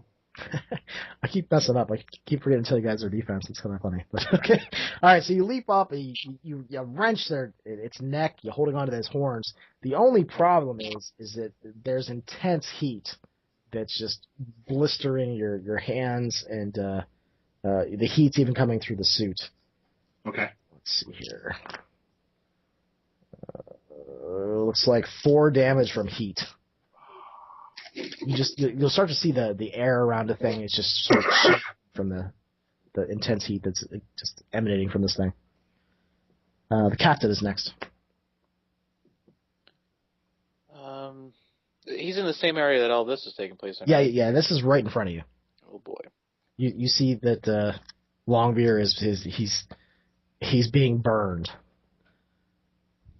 Is the creature that he's he grappling on it? He's basically on his chest. He's reached up. He's got the thing by the horns. He's trying to twist his neck. But he's in you front. probably smell burning flesh. Ooh, wait, he's in front of it though. Well, it's tall. Like, Yeah, it was probably about 14 feet tall. yeah. So I'm at the So you literally saw Longbeard just lunge up to this thing and is trying to twist its head off. All right, I will. I think what Lyren will do is he will get right below it, where he would presume to be the stomach area. Yeah, and you see those four large legs that are there, sort of almost like a spider if it had only 4 legs. That's what the bottom of its being looks like. Ugh. Okay, so now I'm thinking 2 things I can do. I can either try to slice off its leg or slice its, I'm going to use quotes here, stomach open. I don't know which one would be a little bit more effective.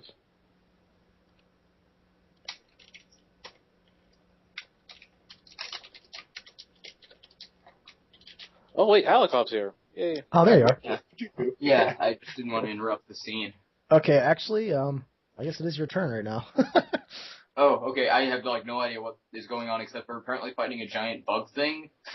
Yeah, what's going on is that, oh wow, I guess I should recap a bit. Malcolm, you're being killed.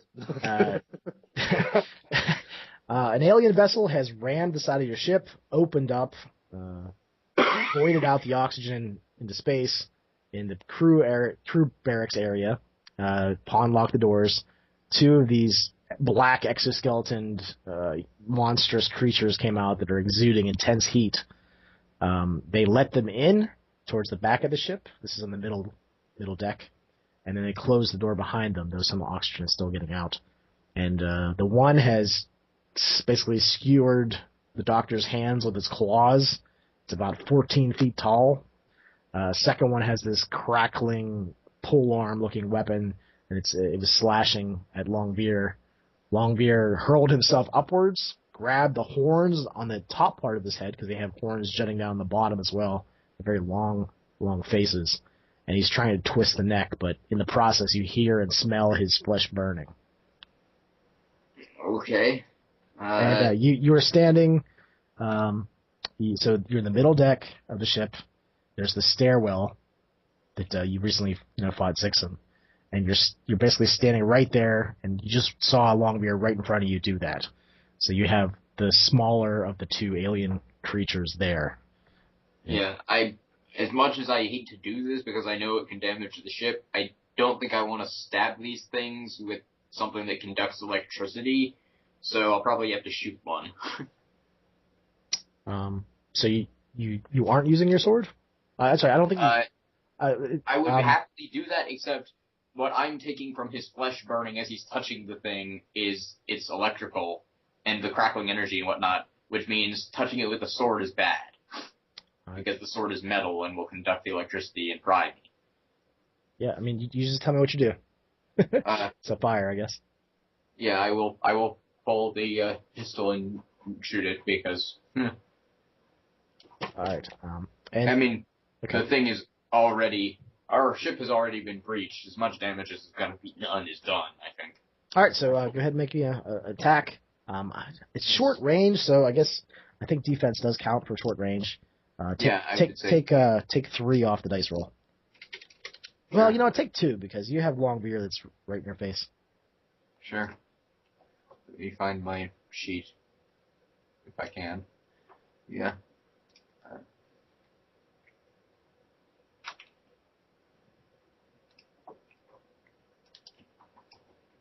Yeah, you're also going to see electricity basically flowing out of the fingertips of Longbeard. So in addition to smelling the flesh burning and stuff, you just see this energy sort of exude from him.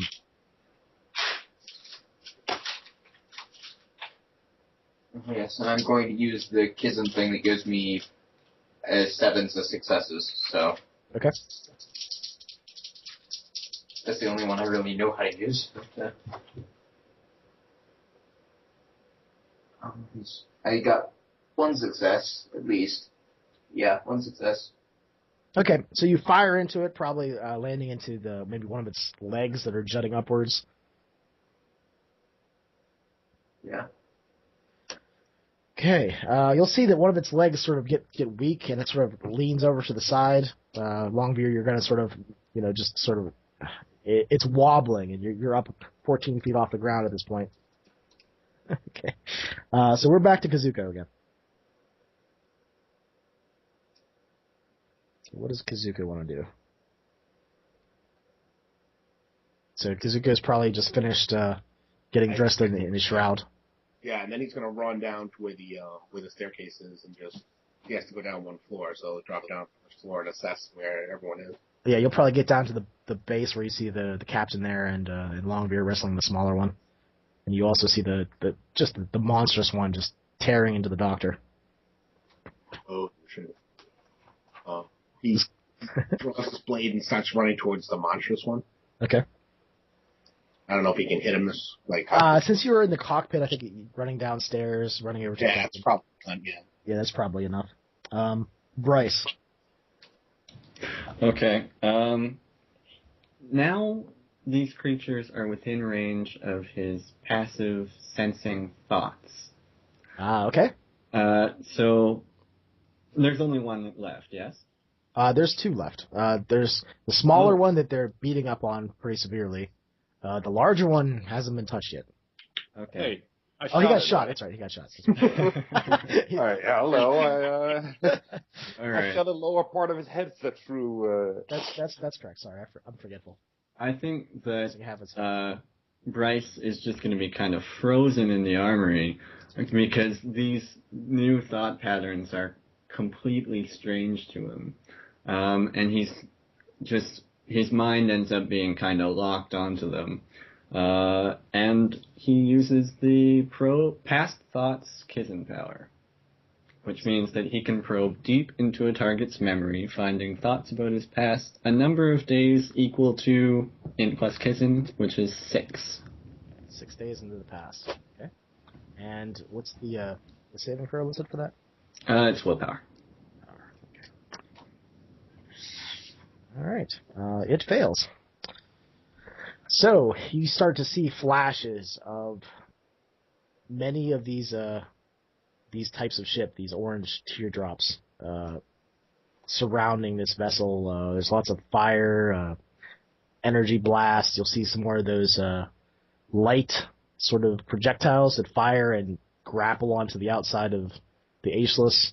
You'll see the power just start going down, and then you'll start to see that they one ship by one ship they sort of just they dock into that section of the vessel, and they just start. You'll see it'll shift, and you'll see combat. You'll see them tearing into Ganjin. Many of them dying. Many of these aliens getting cut to pieces by Ganjin blades, mono blades. You'll see that they're basically just taking over the ship, even though they have sustained high losses. It seems that the Ganjin have sustained more, though. You'll see glimpses and thought patterns of we need a new home. Our home is gone. But let's see here. I guess it's not really language, but you're just getting sensations. You hear a lot of that guttural things. You just get the feeling that they seem like they're seeking a home.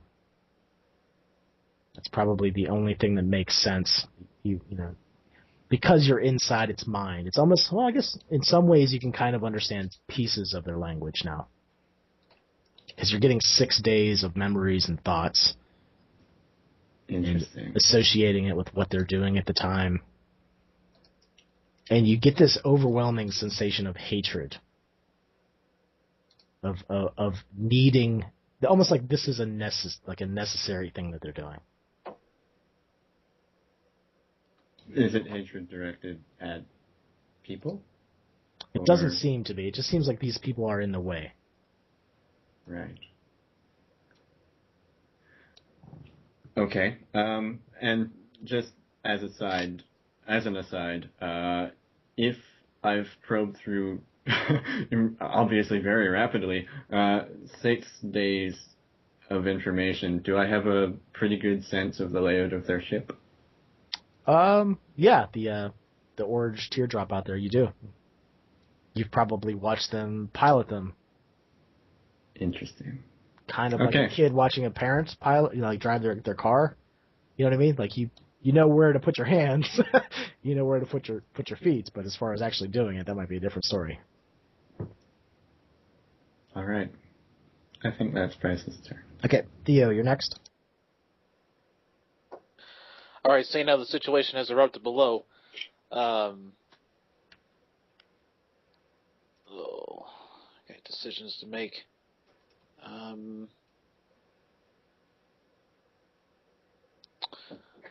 I will try to. Let's see here. I got two things I'm thinking about doing. One is just repairing the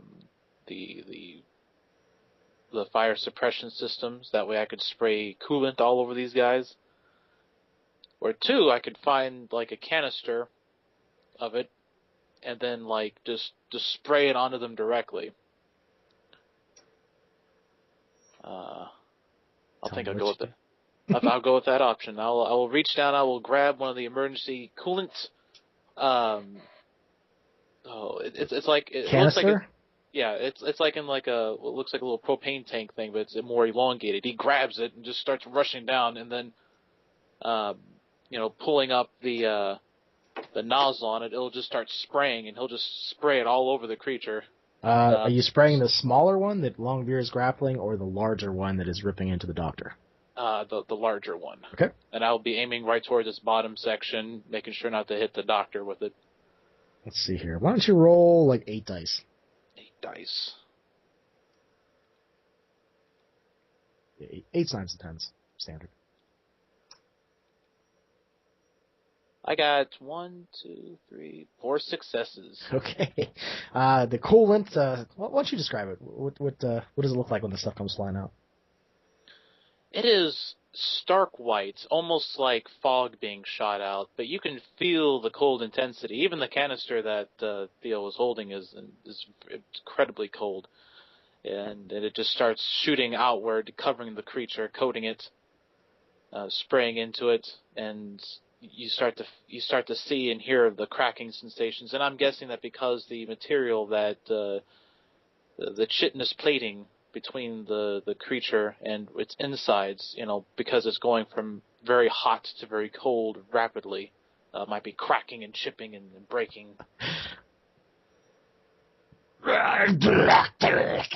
Its fingers are in the doctor's arms.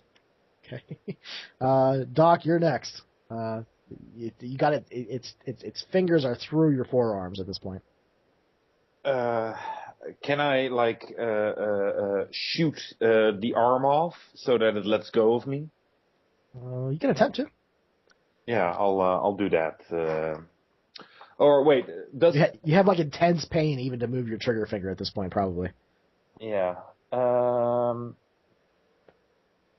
Is there a way for me to get out of the grip, or? Yeah, if you want to do something like, let's see here. Like maybe Dex plus Brawl to try to break free? Or Dex plus Athletics to try to break free? Yeah, but I think he has like this monstrous grip on me, right? Yeah, its fingers are through your arms at this point. Yeah, exactly. Because your arms are outstretched to shoot at it. It just sunk. That was the closest thing you could get to. Mm.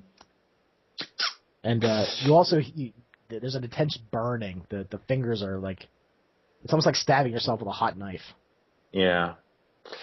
I think the best chance he'll have is to actually blow off the hand, so he will try to do that. Sort of like turn the gun back towards yourself to try to shoot the hands? Okay. Yeah, or just kind of raise it up, because I believe he has his hand or hands stretched out as well, right? Yeah. So just kind of like tilt up the gun and kind of shoot off the extended part of his arm. Okay, let's see here. Defense, it's close range, so subtract 3 from the roll. All right. And you are in pain a little bit, so.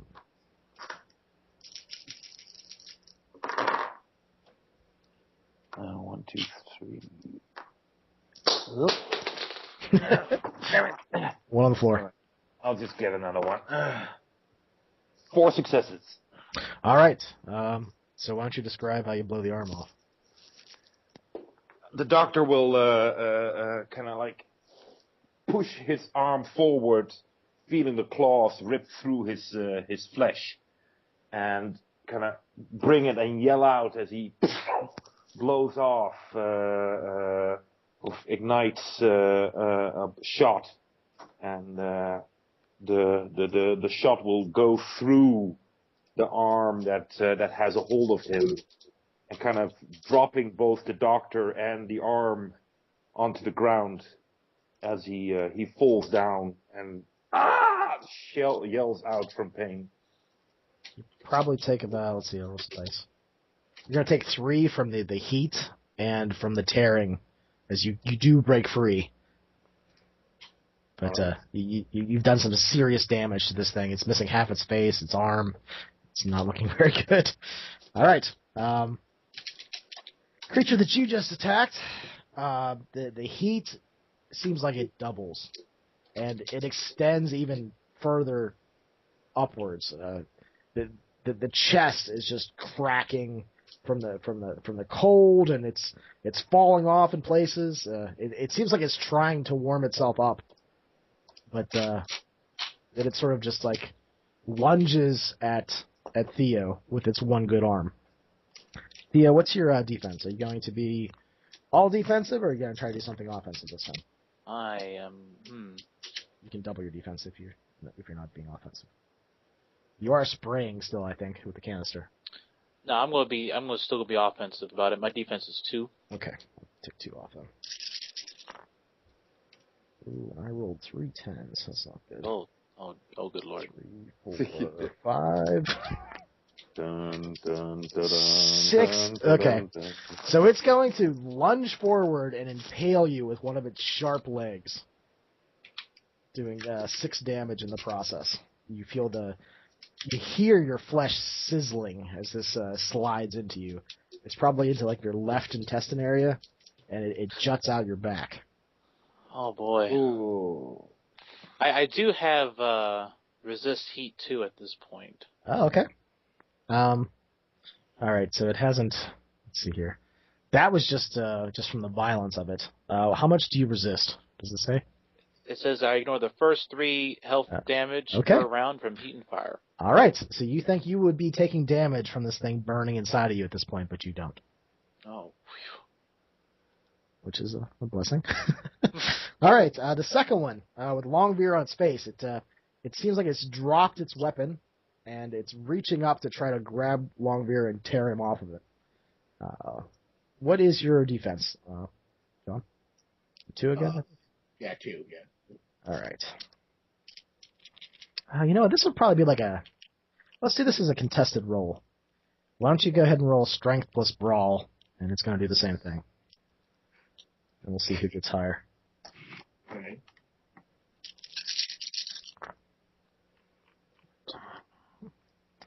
Looks like I only got 2.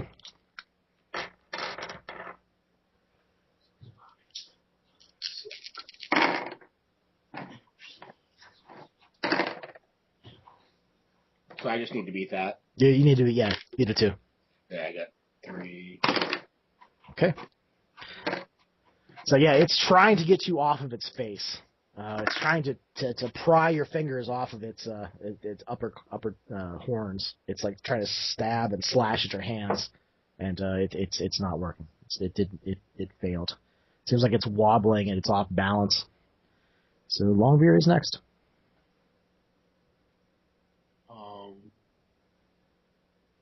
Longbeard, sensing its weakness, continues to yank and twirl and channel the electricity into it.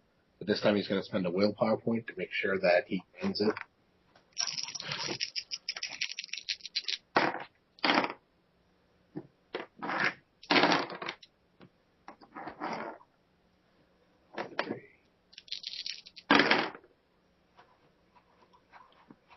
So that's 6 successes. Okay. All right. So what happens is your twist. Well, same thing. I'll let you describe it. You're going to utterly defeat this thing. Describe away. Longbeard kind of like pressing his feet, kind of half squatting, hanging off this thing's head. Presses with all his might, just yanking and pulling. You can see corded vein and muscles, and electricity just kind of flows not only off of Longbeard into the creature, it just starts burning and sizzling and shaking and crushing, and with a snapping and a popping sound, the head just kind of rips right off, and Longbeard flies back against the wall, holding this massive head when he hits the ground. For a couple seconds, the four-legged creature kind of like bounces around, and then kind of flips up onto its back, and its legs kind of curl in like a spider's. And it'll fall down below the balcony and land roughly on the four-wheeled vehicle that's down there.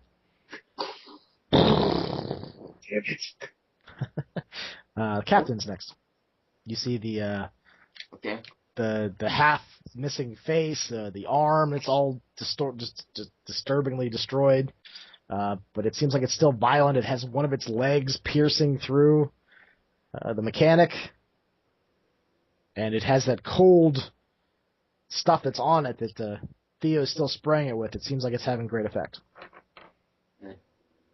All right. Well, at this point, I will, because I don't want to shoot at it with the doctor so close to it. So at this point, I will try to cut through the arms that are stabbing him. The leg that's stabbing Theo? Yeah. Okay. No, the arms that are stabbing, or arms or legs or whatever that are stabbed through the doctor's arms.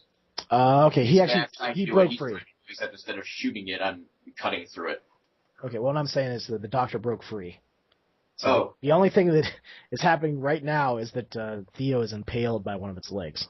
Oh, well, then I'll cut the leg. Okay. Same thing. I didn't realize that the doctor had gotten out. Are you going to use a variety of your bonded blade powers? I'm not really used to any of them except the sevens of successes thing. But sure, if any of them apply, I will use them. Yeah, I don't have them up right now. Neither do I, and I don't know them well enough. I think a lot of them just added dice, so why don't you, we'll just say that you use one of the powers, you get 2 extra dice. I think that was one of them. Alright. Let me check. How much defense does that guy have for purposes of this? It had, well, let's see here. We're going to say 2 at this point. Considering that he's basically dead. He's still got some life in him. This was the bigger one. But...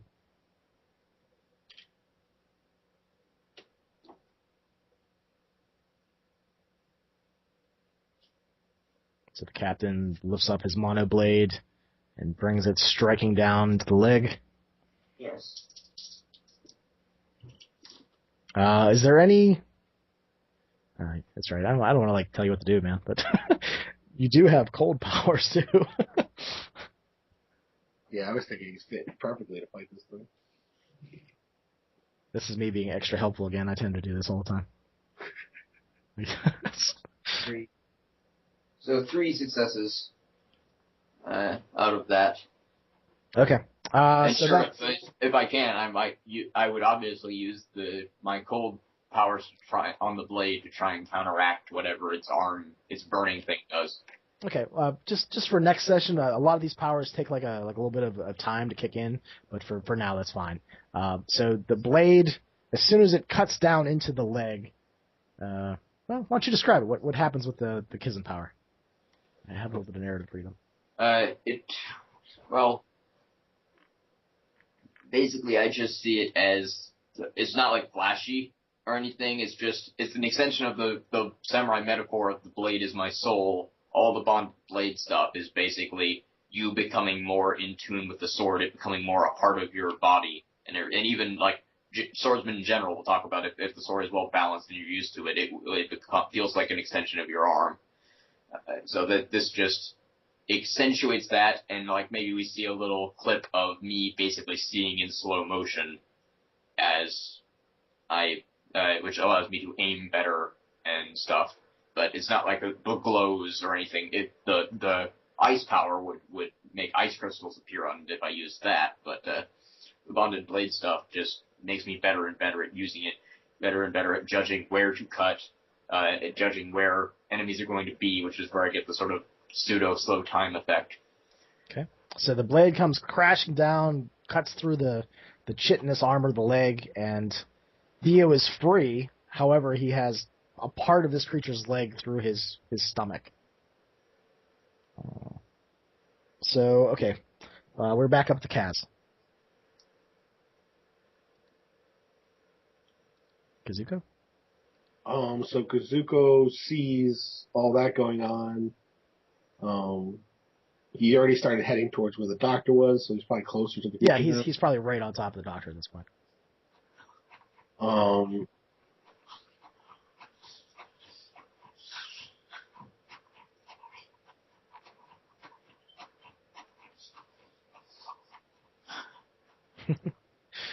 Sorry, I was just looking at his powers. He's gonna run forward and and then slash with his mono blade, just trying to cut one of the creature's other legs off. Okay. Trying to take it down, maybe it'll fall over. Wow, David's actually really strong. 5, 6, 7, 8, 9. The blade comes whirling around and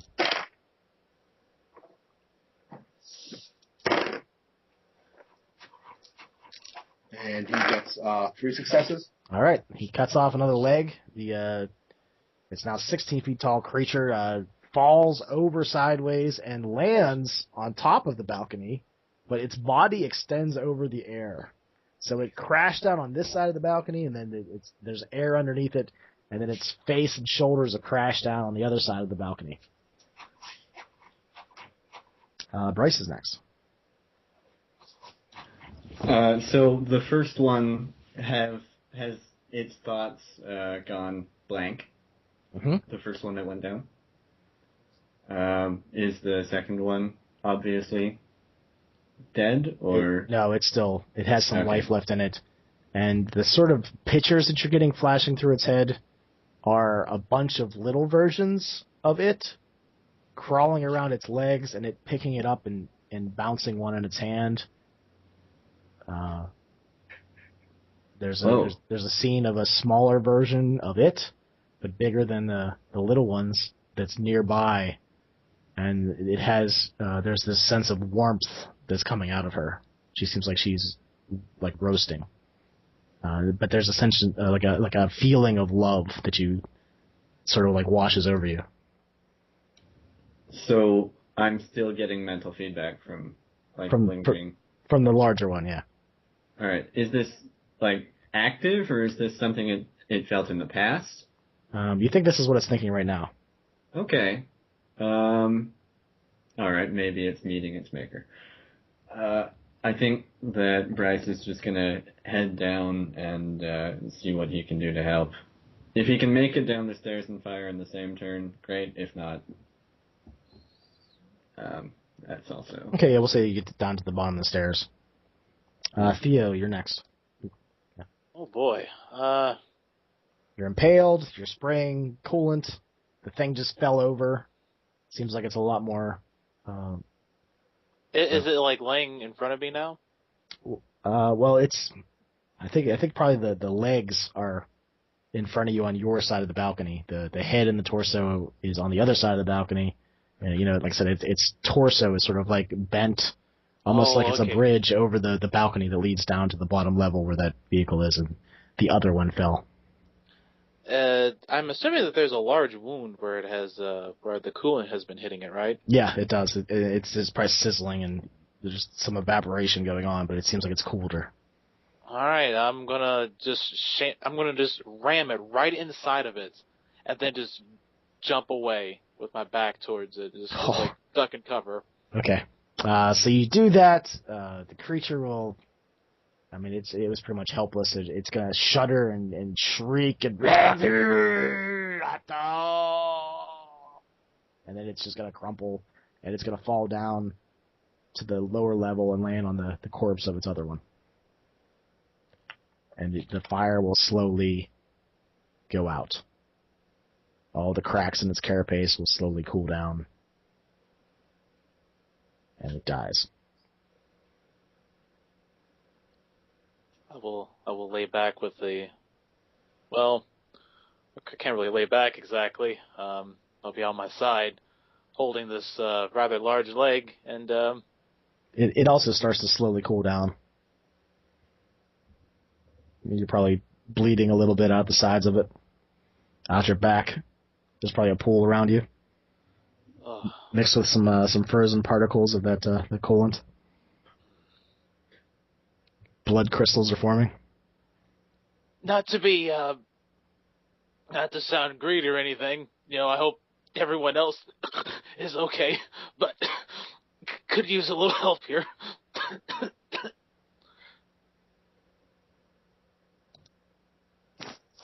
The doctor will have gotten up and is holding his arm as well that is hurt, though the wounds seem to close quite rapidly. As he says, "Get him into the med bay. And somebody look after that door. We're losing oxygen." Yeah, Bryce heads over to do that. He's got the E-suit on, so he's kind of prepared to. You see that all the flames have gone out now that all the oxygen is out of the barracks. Seems without oxygen there can't be any flames. Really? Chemistry's fun. But yeah, you do hear the like a high pitched sort of as air is leaking out into that room and then out into space.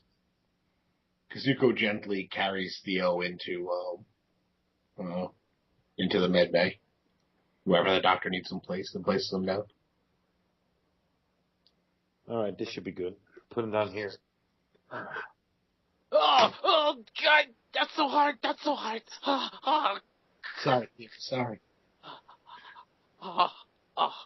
Every once in a while, the leg twitches. Why is it twitching still?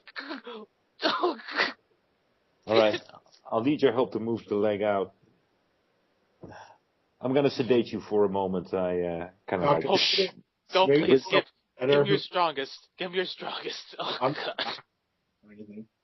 I'll bring the guy. I'll bring him under, like out,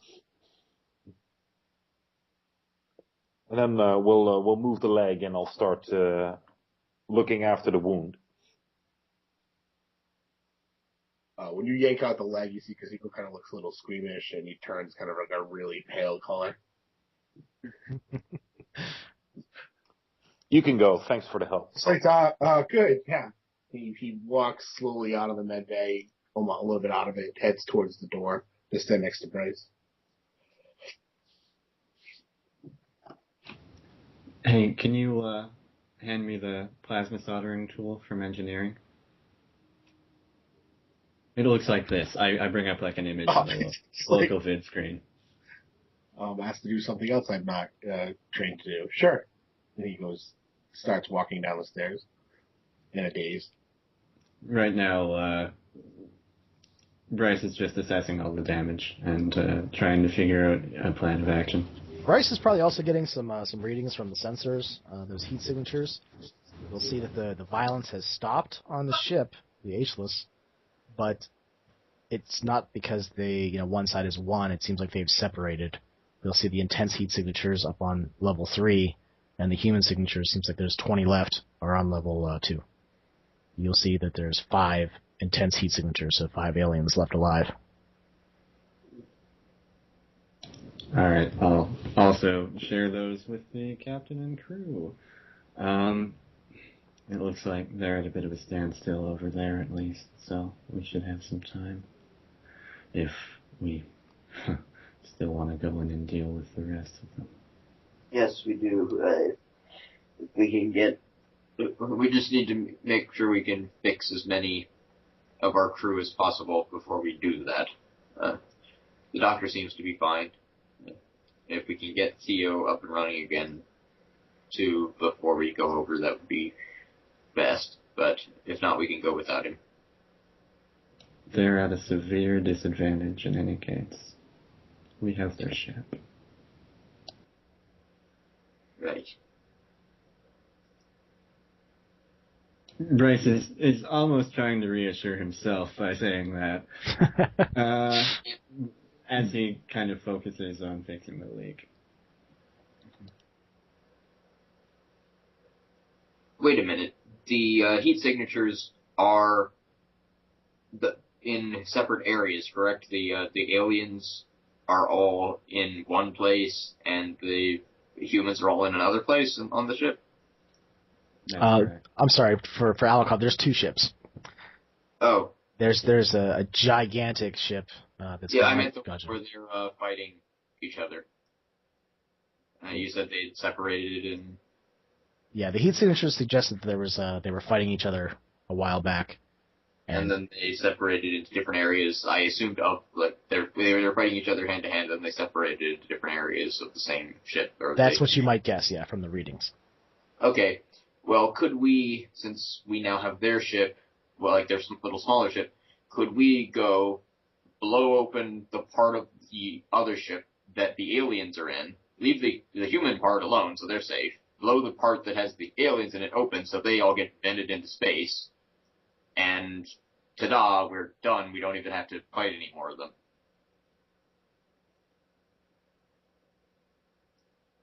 Since they're all, handily sitting there in one area altogether. It would take some precision. Well, we have a bunch of people with pilot skills, and we have a pilot bot, so... We can talk about this once more people are, not dying of blood loss. Right, but we don't know how long they're going to wait there for us, so sooner the better. The only person who's really still injured that I know of is Theo, and I suppose Theo might be the one to ask about this. So, yeah. Captain, our vessel is still headed towards that direction. We will be there in 1 minute's time. Oh, well, crap. Should not a captain or a pilot be in the pilot's seat? We're going to ram them at this point. Okay, well, I suggest we hurry up. We point our guns at the part that first of all, we stop us. Then we point our guns at the part that has the aliens in it and shoot it. That we were close enough to them, that shouldn't be hard. And, we're going towards them, but we can stop that, right? Or are we moving uncontrollably in that direction? You just have the autopilot on right now, headed towards the ship, and if no pilot gets in the seat, you're going to ram into the ship. Okay, so somebody go stop the autopilot first. Well, I'm busy fixing this. Do you want to handle this? I could run up if you wanted me to handle this, but I can't do 2 things at once, at least when they're in separate rooms. Well, I can't pilot the ship, and Zixon is currently destroyed, so we need somebody who can pilot to go do that. As you guys are discussing that, burned, crispy, smoke tendrils coming off Longbear. You see he's kind of walking with his hands held out in front of him where the skin had just melted off his hands. He kind of looks at you as he walks by, heading towards the medical bay. Thanks for the help, guys. Yes. Can you pilot this thing? Oh, yes. Stop the autopilot. I'll get right on that. Yes. And he just sort of zombie walks into the med bay. Doc, I can't feel my fingers. You see, the doctor is already working on somebody, and the wound is closing at a rapid pace as the doctor's just keeping his hands on it and just focusing, and he looks a bit scared as somebody just all of a sudden enters and oh, it's you. You see that way when someone's in complete shock. Longbeard just looks at you and goes, "Oh, I'll take a seat. It's okay. I'm fine." And he kind of sits on the floor.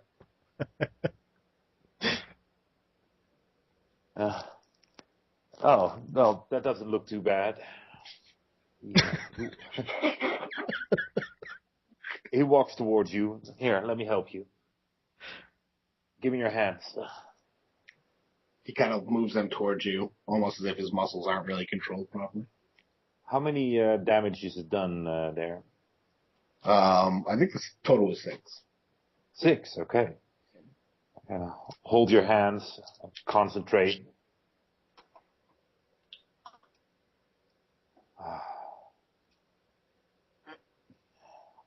You slowly feel your sensation coming back to your hands.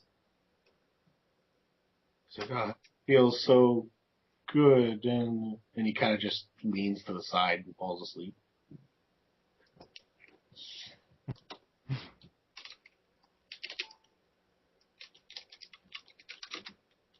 All right, wake up. He opens his eyes, they flutter awake. What, Doc? Is they gone? We get them all? I think your hands should be fine. Is anybody else hurt? Okay. Well, just Theo. Yeah, I'm almost done with him. Okay. And yourself. Do you want me to look at your arm? No, I got it. I kind of raised my my sleeve, which has holes in it, but the arm seems to be whole again. Wow. All that blood, I thought you were really hurt. I was, but I'm doing okay now. I need to remember to stay more into the background and more in the front, less in the front. All right, and with nobody in the in the pilot chair, you hear a large crash. Everyone is hurled off their feet. Anything in the on the walls is falls off. Canisters shatter on the ground. We did it. Oh man, this is horrible. The sirens start going off. Ceiling, front compartment. Hull breach. So what the hell is happening? Crashed into another ship? Wow.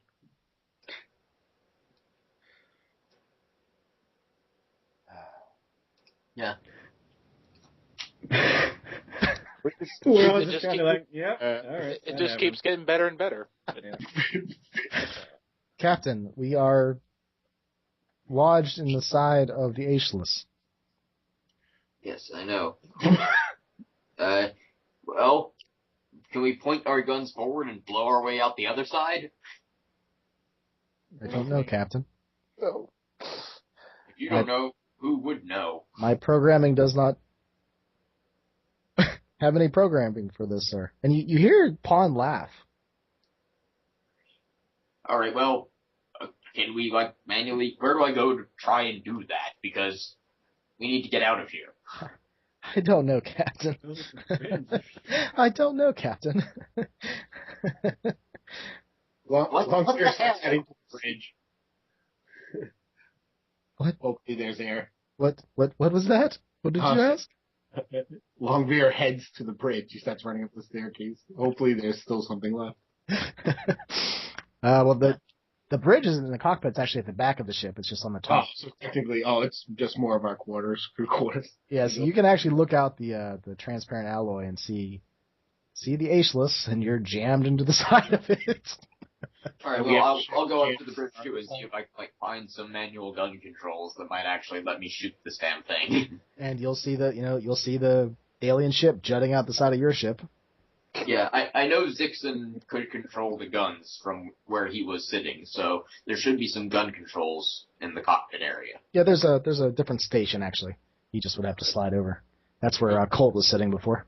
I go there, aim the guns forward towards the. I assume we've rammed through one wall of it. We're partway through the corridor in the middle or whatever, and there's the wall. It'll be crazy. You can't shoot the ship. What if it explodes? It'll take out everybody.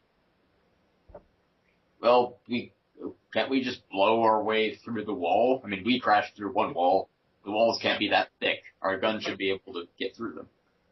It's a If massive we get a ship. trans tube or something, it'll set a meltdown. It'll destroy the entire ship. The whole quadrant will go up. These things are like giant fusion reactors. You can't just shoot them. Oh, well, fuck. What do we do now then? Maybe throw it in reverse.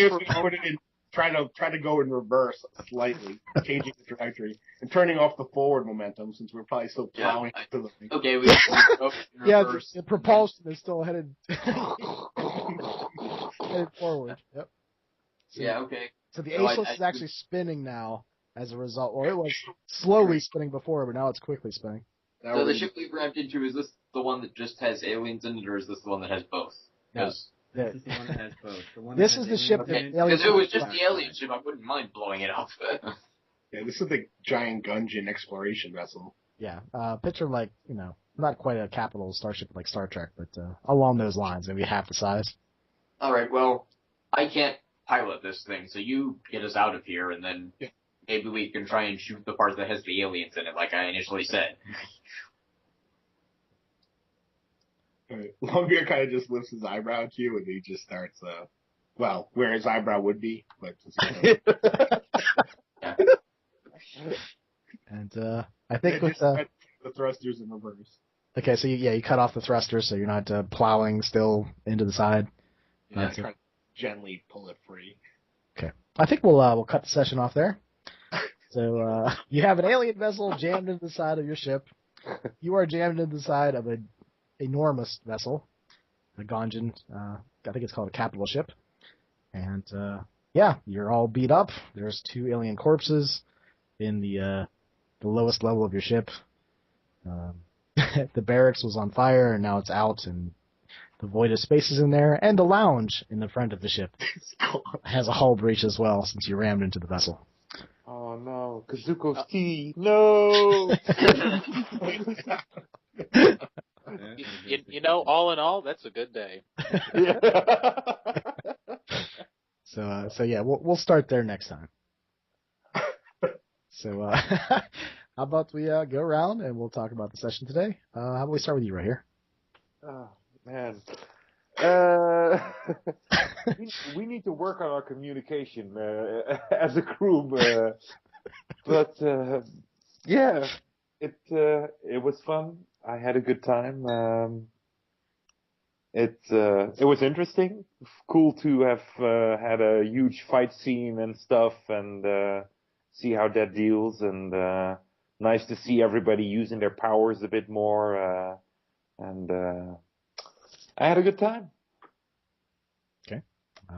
Let's see here. How about you, Phil? What did you think about today?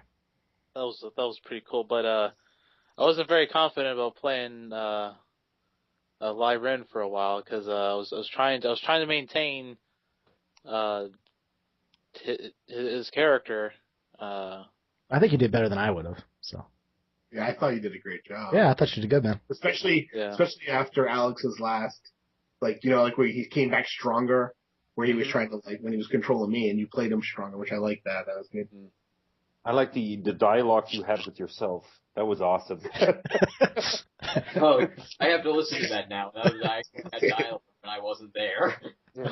It was kind of hard because I had to switch between, because Theo has a different attitude, and then Lai Ren, they're like kind of opposites, so I gotta keep switching. That was cool. I really like the fact that I got impaled, because now Theo's gonna have a lot of xenophobic tendencies towards these things now. Yeah. You stabbed me. Die. It's like, I don't trust him. I'm not going to stand in a room with those things. They stabbed me. Of course I'm not. Kind of like me and Earthers. They blew up my ship, so fuck them. They're all assholes. And Alikov, you weren't really here very, very long, but I'm glad you showed up at the end. That's cool. I like that I actually, the character didn't just disappear into the ether because I wasn't there. I like that you played him, and I think Phil was a good choice for seeing how he played the Gungeon captain in my flashback. I think he was a good choice to play me. So now I actually have a reason to listen to the session, because I want to see how he did that. Yeah. What your character did? My character did what now? Especially, if he just did stuff, I could read that. But if it's dialogue, I want to actually hear it. How about you, Alex, with the Bryce? What'd you think about today? I thought that our slow reactions at the end were a great simulation of shell shock. So I think it probably made sense that we hit the ship. We were just so... You can't go through something like that and then make snap decisions directly afterwards in full... I don't know. But yeah, this was a terrifying session. But I'm really interested in how we're going to deal with the aftermath. Whether we'll even be able to keep this ship. I'm also interested in finding out what condition the alien vessel is in. Yeah. So am I. I will theorize that the alien vessel is in great condition because it appears to be made for ramming. Oh yeah, I mean that was the call they made. Yeah. I'll tell you this much: when Theo comes to, I know he's going to head right into that ship in the E-suit, and he is going to learn how to. He's going to analyze it. He's going to analyze it as much as he can, and then he's just going to use that to sabotage any future ship he comes across.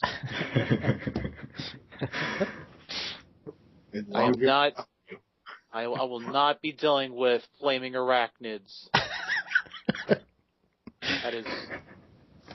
Well, they only have 6 limbs, right? So yeah, it's 2 arms and 4 legs. Yeah. So they're not around. It's enough for me. It's enough legs. It's enough flaming bodies. I did like how it had a flashback of its family, and I just imagine it in its head going, "I'm just trying to do this for my country people, my kids."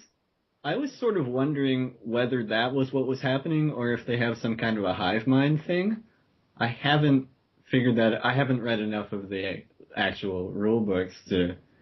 I haven't spoiled that creature's background for myself.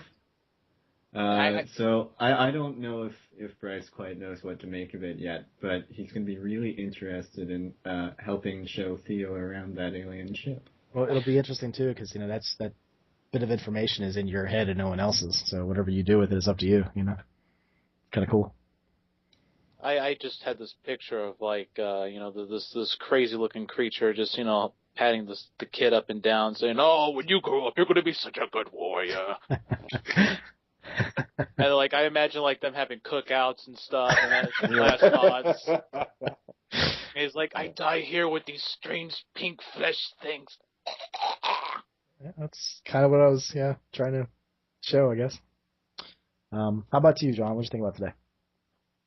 I had fun. It was good to, like everyone said, to do a combat. I was really nervous about playing Kazuko, especially when you throw those creatures in.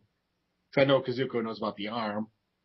And then I was like, oh. Yeah, that was a little bit awkward, I guess, yeah. Because I'm like, that's his story. I don't want to tell that, so I want him to. So I figured I'd just, like we said, just play him weird and have him leave. Because I do remember that he swore to his father that he wouldn't tell anybody. Yeah, and he's definitely not the type to break a promise, so. No, I guess if he knows more about it than his father did, doesn't really matter. There's a point where, we'll have more knowledge than his father probably ever had. Yeah, you have 2 corpses that are... Yeah, we have 2 corpses. Which I think he just has an arm. We have everything. Yeah. Well, all right, guys. Hopefully that was... it sounded like everybody had a good time. I did too. I had fun role-playing the creature in the camera. I really like that. That was awesome. Your language was awesome. It kept making me smile when you were yelling. Then the sound would get all messed up. I'm like, that's awesome. Yeah, it made it better for some reason. I tend to screw up whenever I yell like that and get into stuff, Skype doesn't like me very much. It's like, yeah, you're being too loud. But I know it just takes a little bit of while for it to pick back up. But hopefully that was gruesome. It was. Did you have any questions about those ideas I sent you? Or? There were a lot of great. Basically, for the rest of you, Phil sent me this I think it was 40 different plot hooks. Oh wow! And I was actually going to use a few of them today, and I kind of did in some ways, but you'll have to find out the rest of them. But he just sent me a bunch of ideas to possibly sprinkle out throughout the rest of the campaign. So. Thanks a lot for this, Phil. I was reading down through them, and just this evil smile was kind of coming on my face. It was kind of funny. I was including ones for each of our own backstories a little bit. Yeah, I saw that. You had little titles for each one. Oh yeah, well that's because I kept thinking of them as episodes. So I kept thinking back to all the days I was watching Star Trek and every other sci-fi episode. So I kept making up different certain episodes of sci-fi. It'd be there'd be an episode dedicated to one character. All the other characters would be involved, but then it'd be revolving around that one. So I was kind of playing off that on a few of them. Yeah, that's great. It gives me some ideas for some things. Cool. I'll go ahead and make some more, too. If you got more, I was like, holy cow, there's a ton here. I'll definitely get started then. We'll see if you guys find out what's going on the ship next time. Oh, yeah. Is this number 9 or number 8? I think this is 9. 8. Isn't it like 7? Yeah, this should be episode, because the last session up was, I think it says 7. yeah. This is 7. Okay. Okay, yeah. Next time will be 8. Yeah. So we only have 6 more to cram in 40 plot points. Nice. Well, I said originally we'd try to go up to 20, so. That Nice. might just be season 1. Oh, there you go. Well, Yeah. There we go. Yeah, we'll see what... I haven't even reached the rift yet, so man. Yeah, and just to sort of update that, I think we said 2 to 3 hours for the distress signal. You probably fought for a little while. So I'm going to say there's 14 hours left till you get to the rift. Wow. So was that ship drifting towards the rift as well? We'll say so, yeah. Sounds Okay, alright, cool. And there's that weird space-time anomaly thing that was going on. Maybe that messed some stuff up. Yeah. Quantum bombs. I was like, whoa. What's that? I said quantum bombs or something. Fields. I'm thinking we should fly around those fields. Then I'm like, oh, I'm unconscious in my bedroom.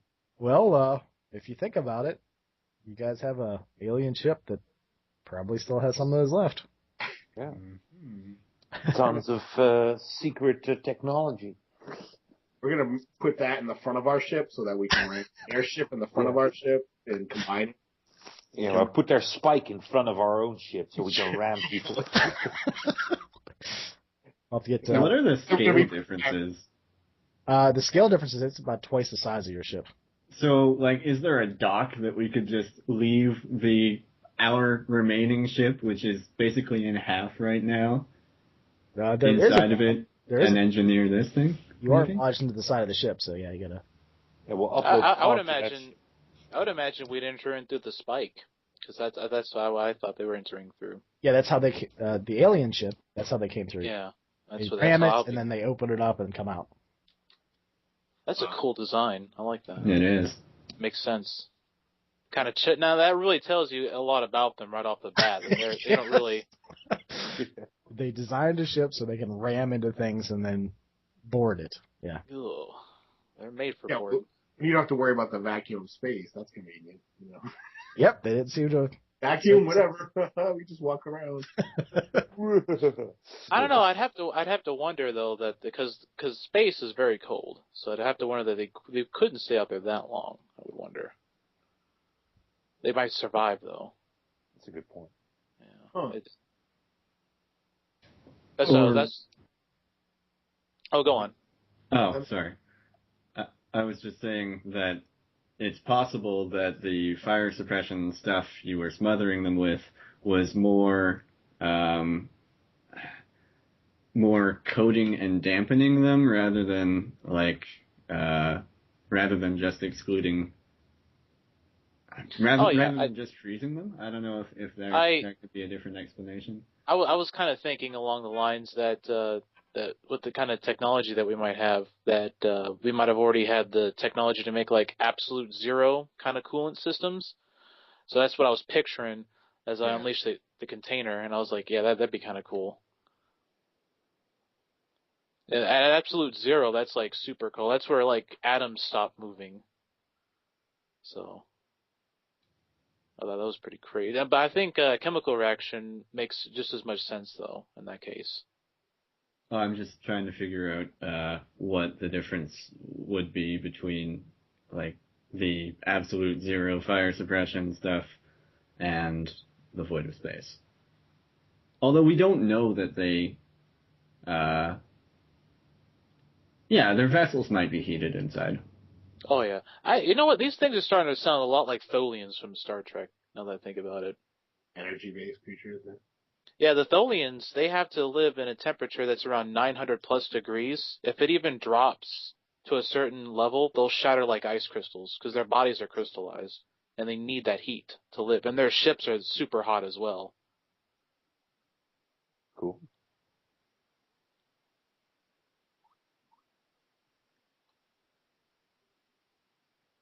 Everyone sit there? Yeah. Yeah. Yeah, it's Yeah, just a oh, moment okay. of silence. Yeah. Contemplative silence.